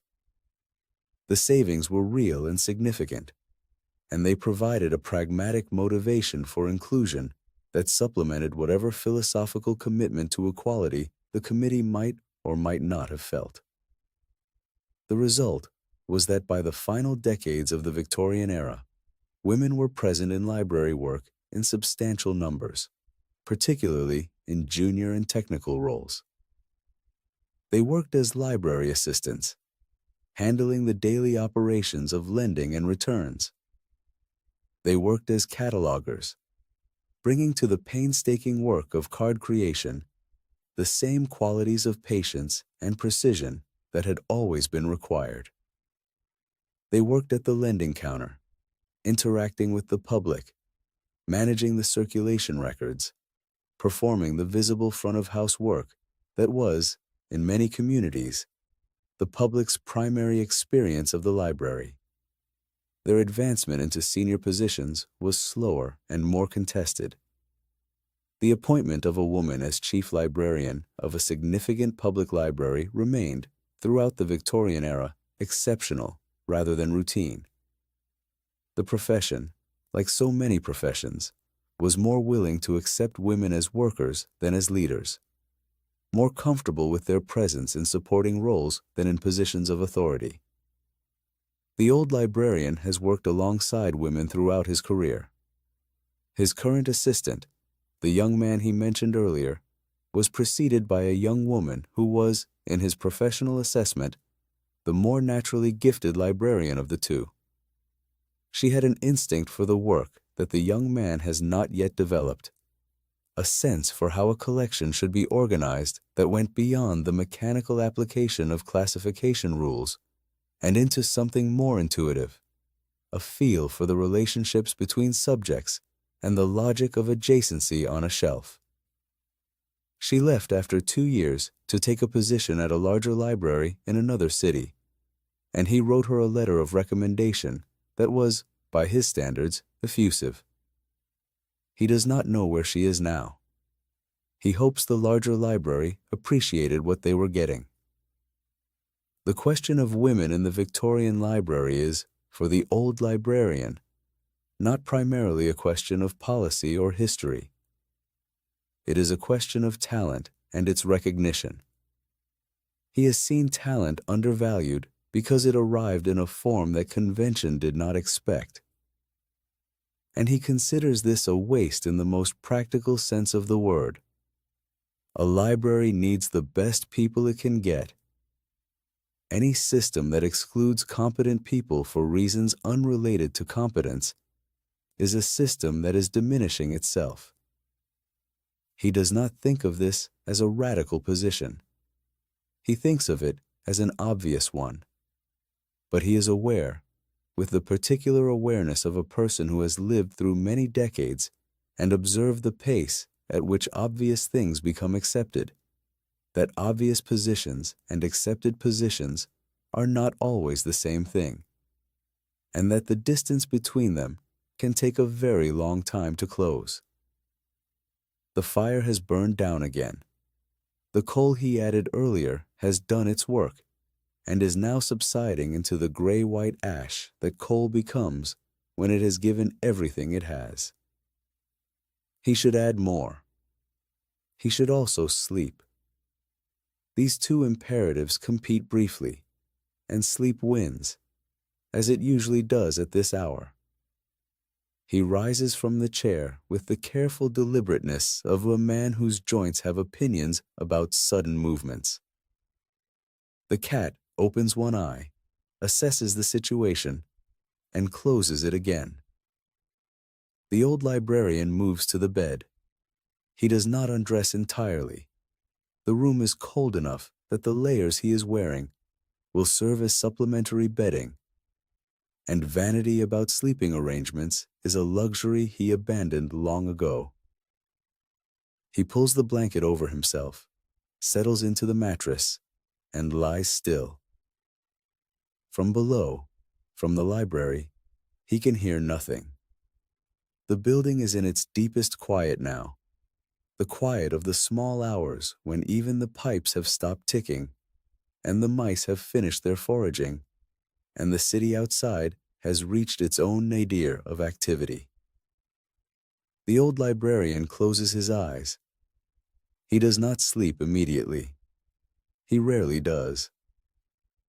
There is a period, most evenings, when his mind moves through the events of the day just past and the tasks of the day to come, sorting and filing them with the same methodical attention he brings to his professional work. Tonight, the sorting takes longer than usual because his mind has been wandering more freely than it normally permits itself to wander, and the paths it has taken are not all paths that lead efficiently to sleep. He thinks about the woman scholar and her 3 extra hours. He thinks about the caretaker who swept corners nobody would inspect. He thinks about the locked cabinet and the key in his pocket, and the books behind the lock, and the years behind the books.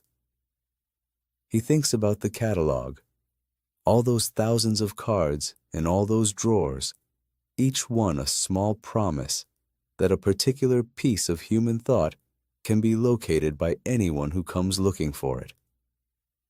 He thinks about what it means that he has spent his life maintaining these promises.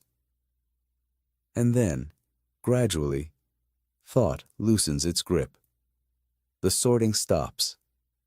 The filing ceases. The mind, having done its evening's work, releases its hold on the world and allows itself to drift. The old librarian sleeps.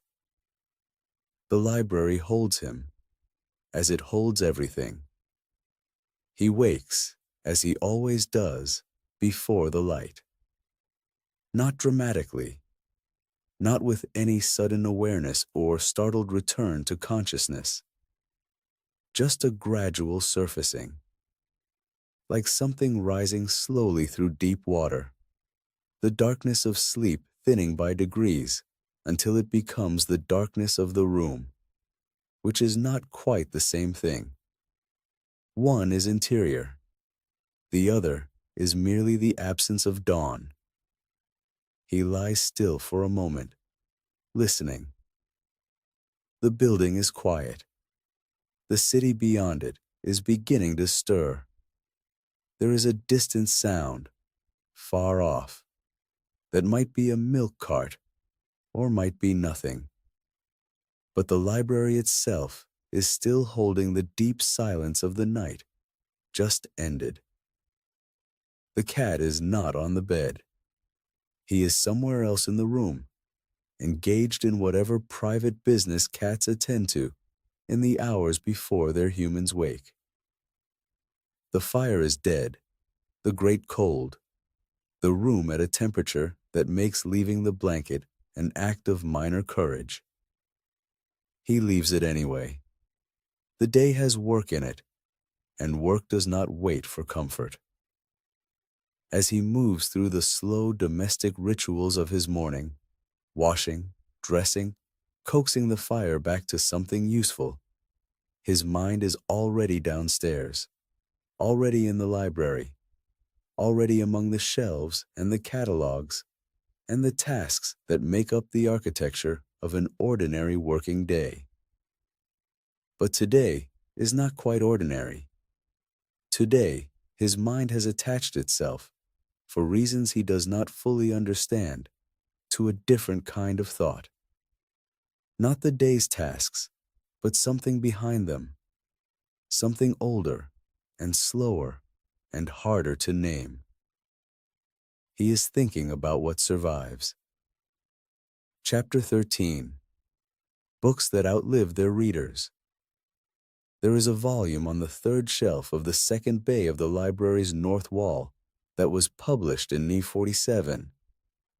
It is a modest book, a local history, competently written, modestly bound in dark green cloth that has faded over the decades to a color closer to the gray-green of lichen on stone. The spine is worn but intact. The pages, when turned, have the particular soft resistance of paper that has been through many hands and many years without being seriously damaged. The old librarian knows this book well. He has handled it hundreds of times. He knows the small tear on the title page that someone repaired, clumsily but effectively, with a strip of paper and paste at some point in the 1870s or 1880s. He knows the marginalia on page 43, a single word, written in pencil in a small, neat hand, that reads simply, yes, as if the reader had encountered a point of particular agreement and felt compelled to register it. He knows the faint brown ring on the inside back cover that was almost certainly left by a teacup, though when and by whom is a question that will never be answered. The person who wrote this book is dead. This is not a melancholy observation. It is a mathematical certainty. The book was published in 1847. Its author, whose name appears on the title page in the dignified typography of the period, was born in 1801 and died in 1879. He was a solicitor by profession, a local historian by inclination, and a man of apparently modest ambitions whose single published work has outlasted him by a considerable margin and shows every indication of continuing to do so. The readers who first borrowed this book from the library are also dead.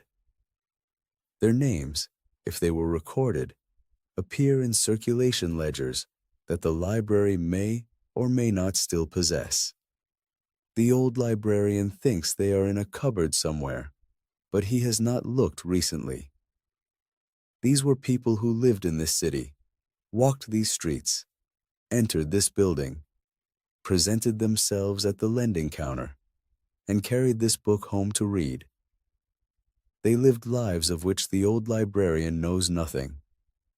They had families, occupations, concerns, pleasures, and griefs that are entirely lost to him. The only evidence that they existed, from the library's perspective, is their names in a ledger and the wear on this book's pages, which is the accumulated residue of their attention. The book does not know that its readers are dead. This sounds like a foolish thing to say, and perhaps it is. But the old librarian has thought it more than once and has not been able to dismiss it as entirely foolish. The book simply persists. It sits on its shelf, spine outward, maintaining its position in the classification system, available to anyone who comes looking for it or who encounters it by chance. It does not mourn. It does not remember.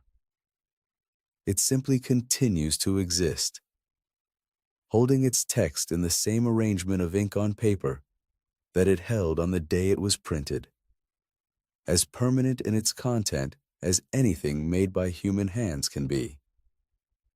This is, if you think about it carefully, an extraordinary thing.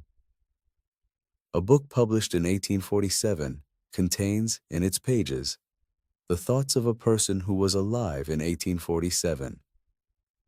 It preserves not just the information that person chose to record, but the specific way they chose to record it, their word choices, their sentence structures, their habits of emphasis and qualification, the rhythm of their thinking. To read this book is to encounter, directly and without intermediary, a human mind that has been dead for over a century. The distance between you and that mind is enormous in time and entirely absent in text. The words are the same words. The page is the same page. The thoughts arrive in your consciousness as fresh and immediate as they were in the moment they were written. The old librarian finds this extraordinary. He has always found it extraordinary. It is, in fact, one of the reasons he became a librarian, though he did not understand this at the time and has only come to understand it gradually over many years as the accumulation of experience has given him a framework for recognizing what drew him to this work in the first place. He was drawn to the persistence of books, to the fact that they endure, to the fact that a library is, among other things, a mechanism for extending the reach of human thought beyond the lifespan of the person who produced it. Every book on every shelf is an act of survival. Every book that can still be read is a small victory against the tendency of all things to disappear. The shelves of this library contain hundreds of these victories. Some are grand, significant works by recognized authors, books that changed the way people thought about their world. But most are modest, local histories, trade manuals, collections of sermons, volumes of poetry by poets who were never famous and who are now entirely forgotten, except in the sense that their books, here on these shelves, continue to exist and therefore continue to offer the possibility of being read. The old librarian does not rank these survivals. He does not consider the significant works more important as objects of preservation than the modest ones. A book is a book. Its continued existence is its continued possibility. And the librarian's job, as he has always understood it, is to maintain possibilities, not to judge them. He goes downstairs. Chapter 14. The Great Library Fires and What Was Lost. The morning routine begins. Lamps are lit. The fire in the reading room is started, a larger fire than the one in his rooms, requiring more coal and more attention, but producing, once established, a warmth that transforms the reading room from a cold stone chamber into something approaching comfort. The front door is unlocked. The newspapers, delivered earlier and left in a bundle on the step, are brought in, sorted, and placed on the reading room table in the arrangement that the library's regulars expect, and any deviation from which will be silently but unmistakably noted. The assistant arrives. Greetings are exchanged. Brief, functional, not unfriendly. The day's tasks are discussed. There is a leaking pipe in the basement storage area that the caretaker reported yesterday, and that needs attention before it damages anything. There are books to be reshelved. There are catalog cards to be written for the most recent acquisitions. There is the committee report. The old librarian assigns tasks, reviews priorities, and settles into the rhythm of a working morning. But his mind, still caught in the current of last night's wandering, remains attached to the thought of survival, of persistence, of the fragility of the things that libraries hold and the consequences when that fragility is exposed. He is thinking about fire again, not the nightly anxiety of gas lamps and candle flames, though that is part of it. He is thinking about the larger fires, the catastrophic ones, the ones that destroyed not just buildings, but collections, not just structures, but centuries of accumulated human thought. The history of library fires is, in a certain sense, a history of loss so severe that the mind struggles to fully comprehend it. When a library burns, what is destroyed is not just paper and binding and ink. What is destroyed is information, knowledge, thought, expression, record that may exist nowhere else. A burned book that exists in 100 other copies is a loss of property. A burned book that exists in no other copies is a loss of knowledge. The difference between these two kinds of loss is the difference between an inconvenience and a catastrophe. The ancient world understood this. The destruction of the Library of Alexandria, whether it happened all at once or through a series of incidents spread across centuries, has persisted in cultural memory as a symbol of irretrievable loss for precisely this reason. What was lost at Alexandria was not merely a building or a collection, but the accumulated intellectual output of a civilization, preserved in manuscripts that were, in many cases, unique. When they burned, the knowledge they contained ceased to exist. Not temporarily, permanently. Ideas that human beings had thought and recorded and preserved were, in a single event or a series of events, removed from human access forever. The Victorians were acutely aware of this precedent, and their awareness informed their approach to library design, library management, and the particular anxiety about fire that characterized the profession throughout the 19th century. They knew what could happen. They had examples.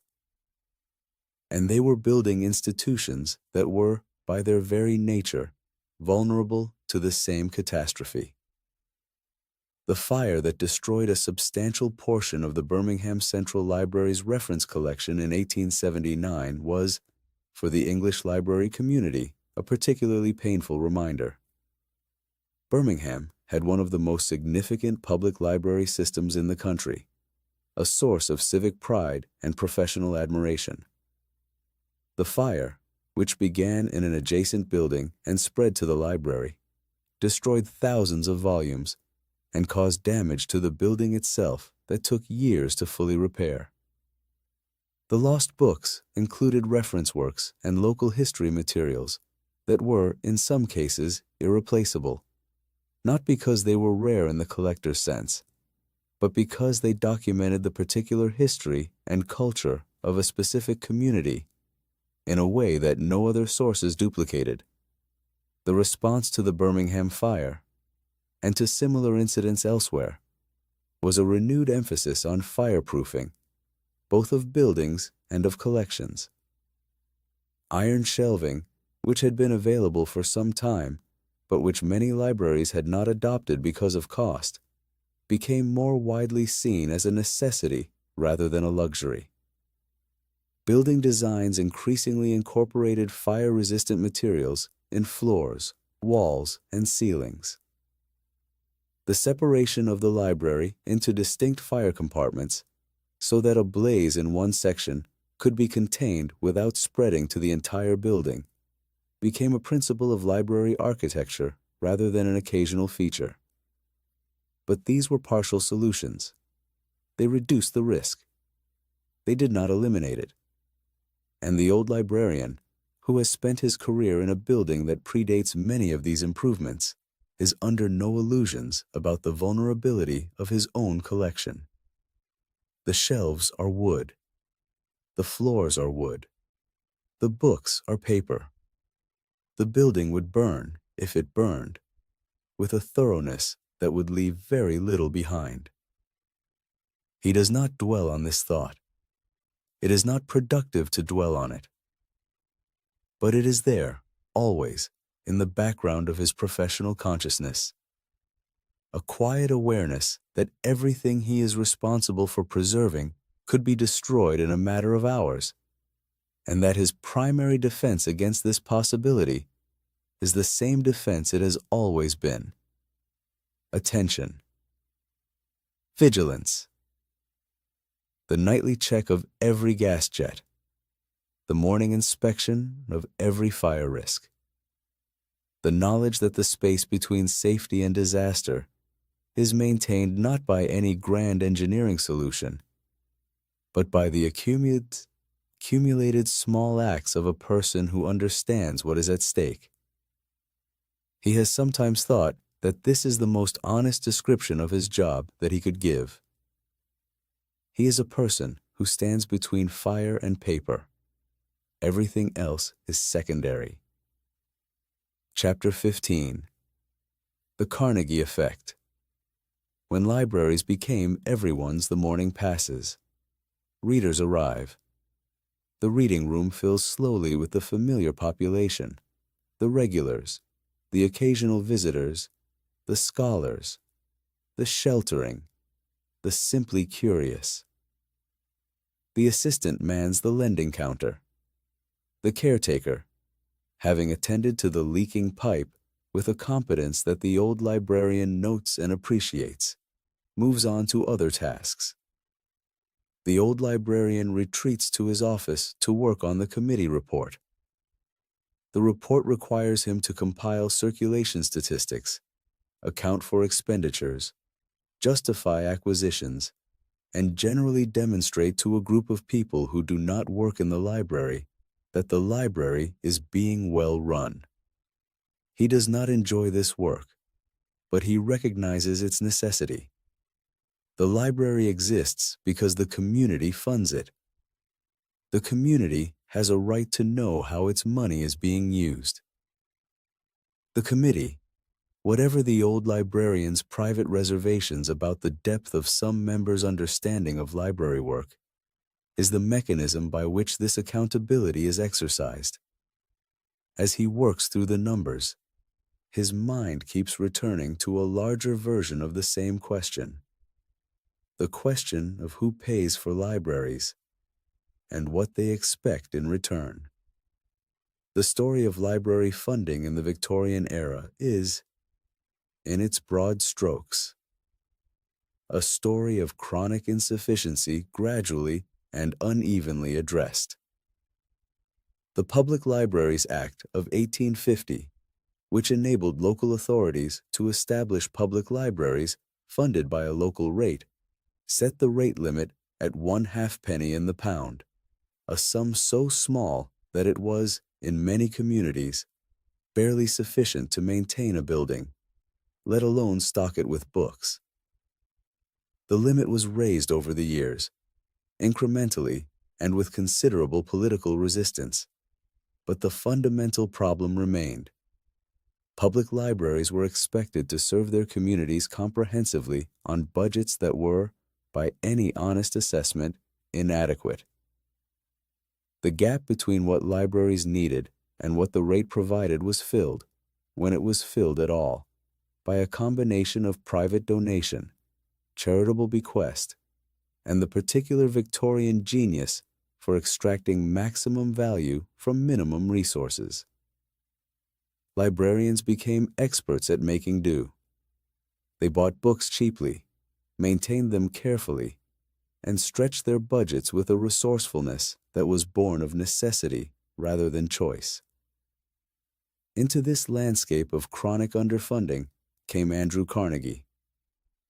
Carnegie, the Scottish-American industrialist who had made an immense fortune in steel, began his library philanthropy in the 1880s and continued it for roughly 3 decades.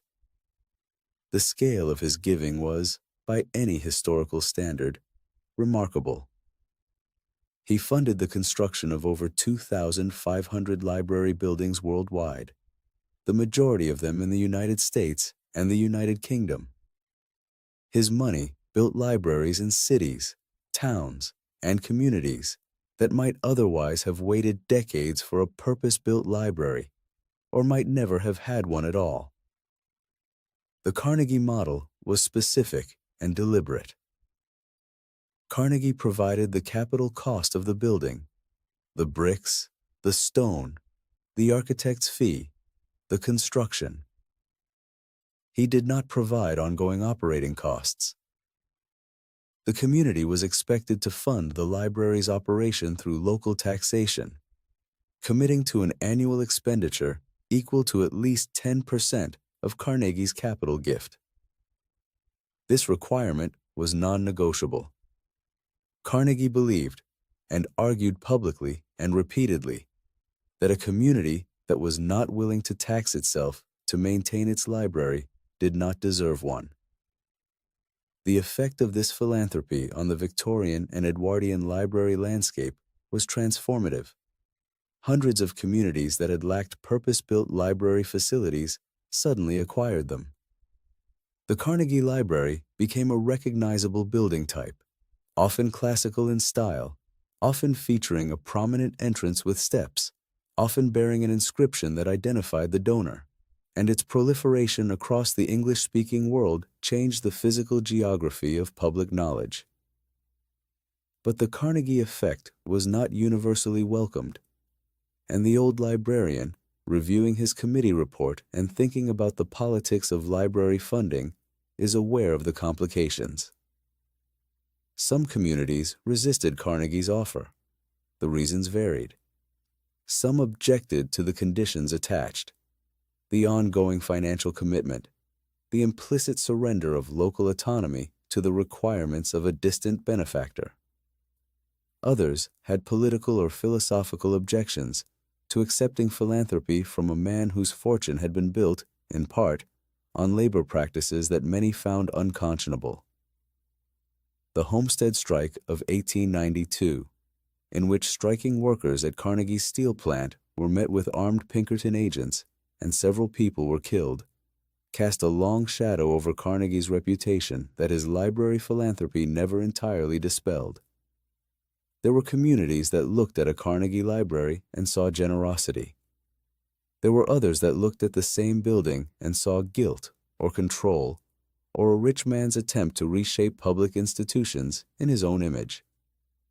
Among librarians, the Carnegie effect produced its own mixed feelings. On one hand, the new buildings were welcomed. They were purpose-built, designed for the specific requirements of library work, and they replaced, in many cases, inadequate rented premises or converted buildings that had never been well suited to their purpose. Working in a Carnegie library was, for many librarians, a significant improvement in their professional conditions. On the other hand, the Carnegie model shifted something in the relationship between the library and its community. A library built by local subscription, funded entirely by local rates, maintained through local effort, was a community's own institution in a way that a library built by an outside benefactor was not, or at least, not in the same way. The plaque above the door that read Carnegie Free Library named the donor before it named the community. The building was, in a sense, a gift, and gifts carry their own social weight. The old librarian's own library is not a Carnegie building. It predates the Carnegie era, funded and built through entirely local means, the slow accumulation of public support, committee advocacy, and the particular civic ambition that characterized his city in the middle decades of the 19th century. He has always taken a quiet pride in this fact, not because he objects to Carnegie's philanthropy. He does not, on balance, object to anything that puts books within reach of people who need them, but because the local origin of his library gives it a rootedness that he values. This building was not given to the community. It was built by the community. The distinction may be subtle, but to the old librarian, it is real. The committee report is taking shape. The numbers are compiled. The narrative, which the committee expects and which the old librarian writes with the same care he brings to everything else, is coming together. He will present it next week. The committee will review it, ask their questions, express their concerns about costs, praise the library's circulation numbers if they are good, and express measured disappointment if they are not, and then move on to other business. The old librarian will sit through all of this with the patience of long practice. He will answer the questions. He will address the concerns. He will advocate, as he always does, for a slightly larger acquisitions budget, knowing that his request will be partially granted at best and ignored at worst. And then he will return to the library and continue doing the work that the committee's approval authorizes, but that would continue in its essential character, whether the committee approved of it or not. Because the library does not belong to the committee, in the old librarian's private understanding, it belongs to the shelves. It belongs to the catalog. It belongs to the readers who come through the door each morning and the books that wait for them. It belongs, if it belongs to anyone, to the accumulated weight of every person who has ever used it and every person who ever will. He puts down his pen. The report can wait until tomorrow. There is other work to do. Chapter 16. Closing time once more. The afternoon passes in the way that library afternoons do, steadily, without drama, marked by the small transactions that constitute the library's daily life. Books are lent. Books are returned. A reader asks for help locating a title, and the old librarian, consulting the catalog with a familiarity that makes the process look simpler than it is, finds it in under a minute. The assistant reshelves the morning's returns with an improving but not yet reliable accuracy. The cat makes a single, unhurried circuit of the reading room and then retreats to his preferred position near the heating pipes. The light outside changes. Afternoon becomes evening. The gas lamps are lit, one by one, their warm glow replacing the gray natural light that has been weakening since mid-afternoon. The reading room takes on its evening character, warmer, more enclosed, more intimate. The readers who remain are the dedicated ones, the ones who are here by choice rather than convenience, who have arranged their days around the library's hours and who will stay until the bell.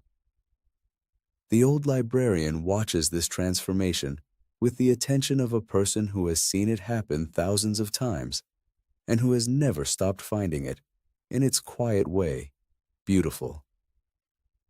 The shift from daylight to gaslight changes the room.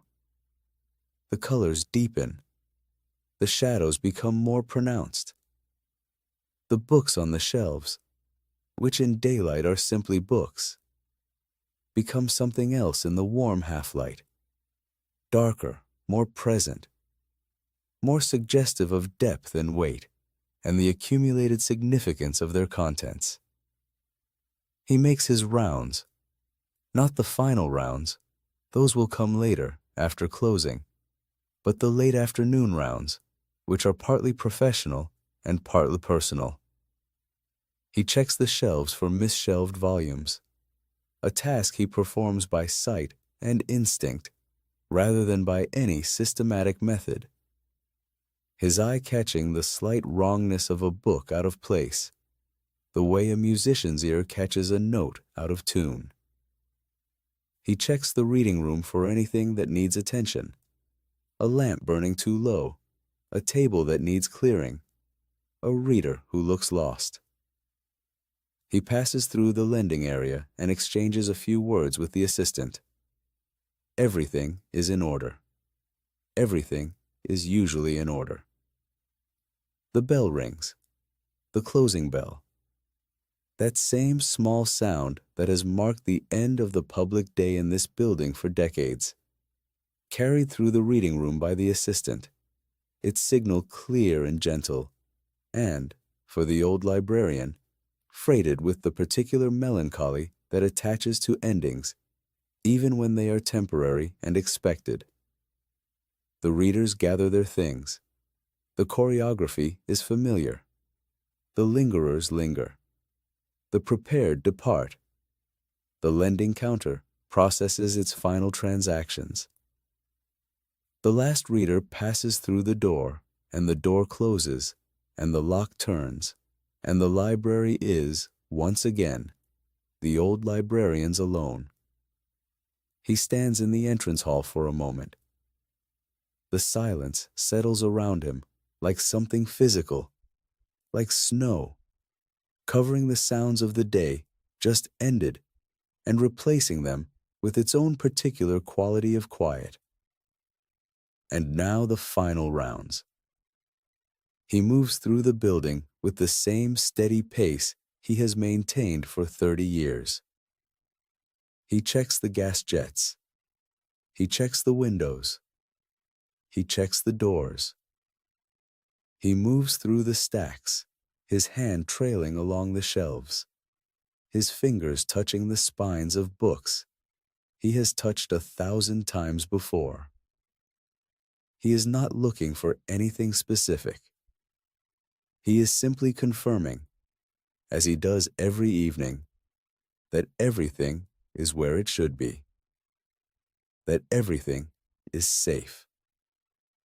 The building responds to his passage in its usual ways, the familiar creaks, the familiar silences, the familiar smell of old paper and coal smoke, and the faint residual warmth of the reading room's fire. Everything is as it was yesterday, and the day before, and the day before that, which is exactly as it should be, because the library's purpose is continuity, and continuity means that tomorrow will be recognizable as an extension of today. He reaches the last aisle, the farthest corner of the building, the place where the shelves meet the wall and the light from the nearest gas lamp barely reaches, and the books are oldest and least frequently consulted, and most completely alone. He stands here for a moment, as he sometimes does, not every evening. But tonight, yes. The books on these shelves are the library's oldest residents. Some of them have been here since the building opened. Some of them predate the building itself, inherited from earlier collections, donated by benefactors, purchased in the library's first years when the committee was building a collection from nothing, and accepted whatever was offered with the grateful pragmatism of the newly established. These books have been on these shelves longer than the old librarian has been alive. He finds this thought, which he has had before, many times, in this exact spot, consistently remarkable. These objects were placed here by hands that are now dust. They were read by eyes that have long since closed. They have stood through wars and winters and changes of government and the slow transformation of the city around them from one kind of place into another. They do not know any of this. They are paper and ink and binding. They do not know anything, and yet they persist, holding their contents with a fidelity that no human memory could match, available to anyone who comes looking, unchanged by the passage of time in any way that matters. The old librarian touches one of them. A small gesture, a fingertip on a spine. The leather is cool and dry and slightly rough. The texture of an old thing that has been well kept. He pulls his hand back. He turns. He begins the walk back through the library, toward the corridor, toward his rooms, toward the fire and the chair, and the cat, and the narrow bed, and the sleep that is coming. The building settles around him. The pipes tick. The shelves creak. The city, beyond the stone walls, makes its distant sounds.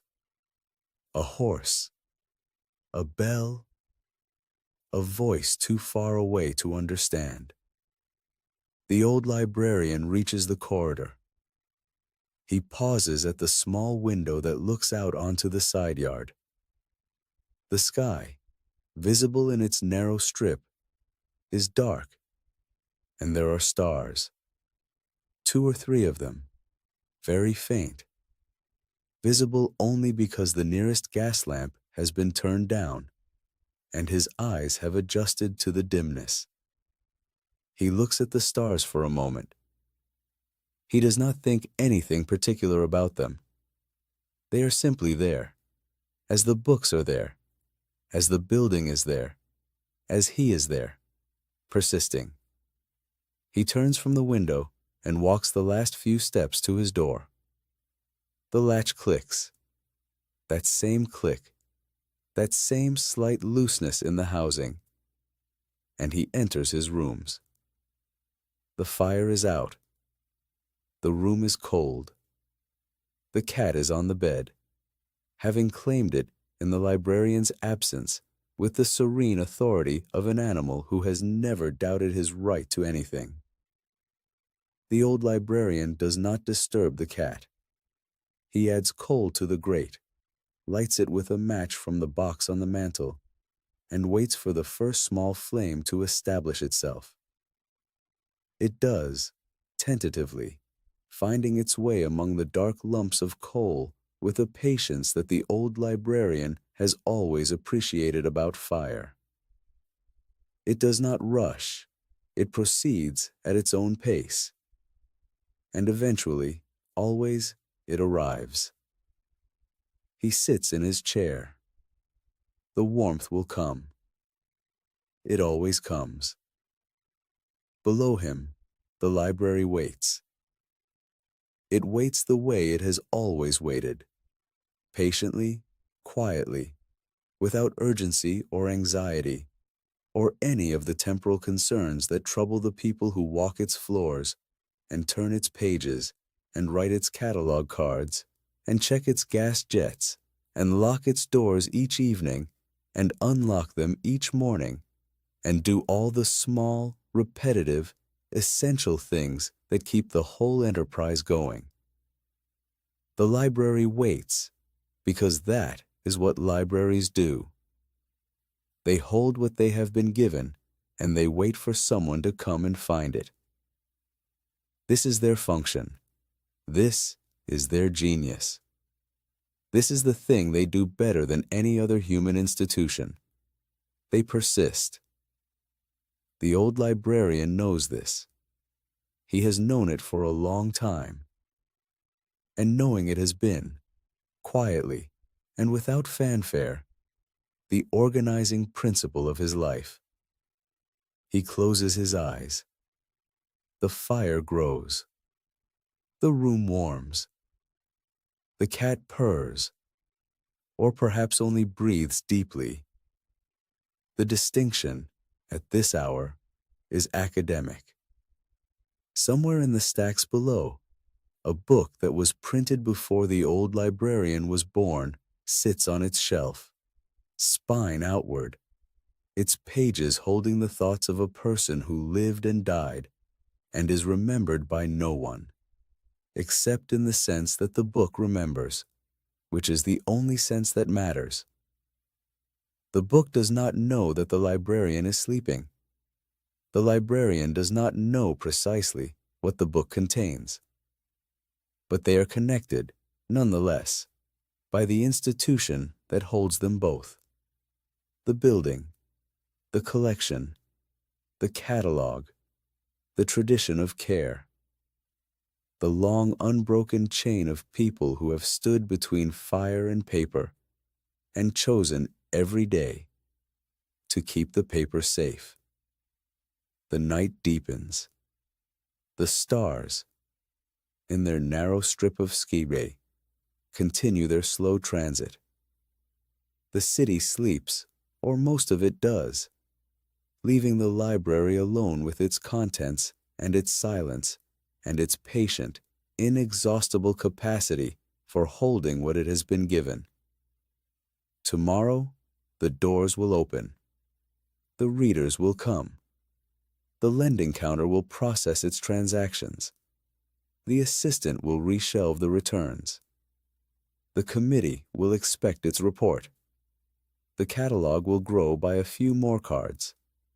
The collection will grow by a few more books. And the old librarian will do what he has always done. He will maintain the promises. Tonight, though, there is only sleep, and the library, and the quiet. The old librarian breathes in. The old librarian breathes out. And the library, around him and beneath him and above him, holds everything it has ever been given to hold, and waits, as it has always waited, for morning.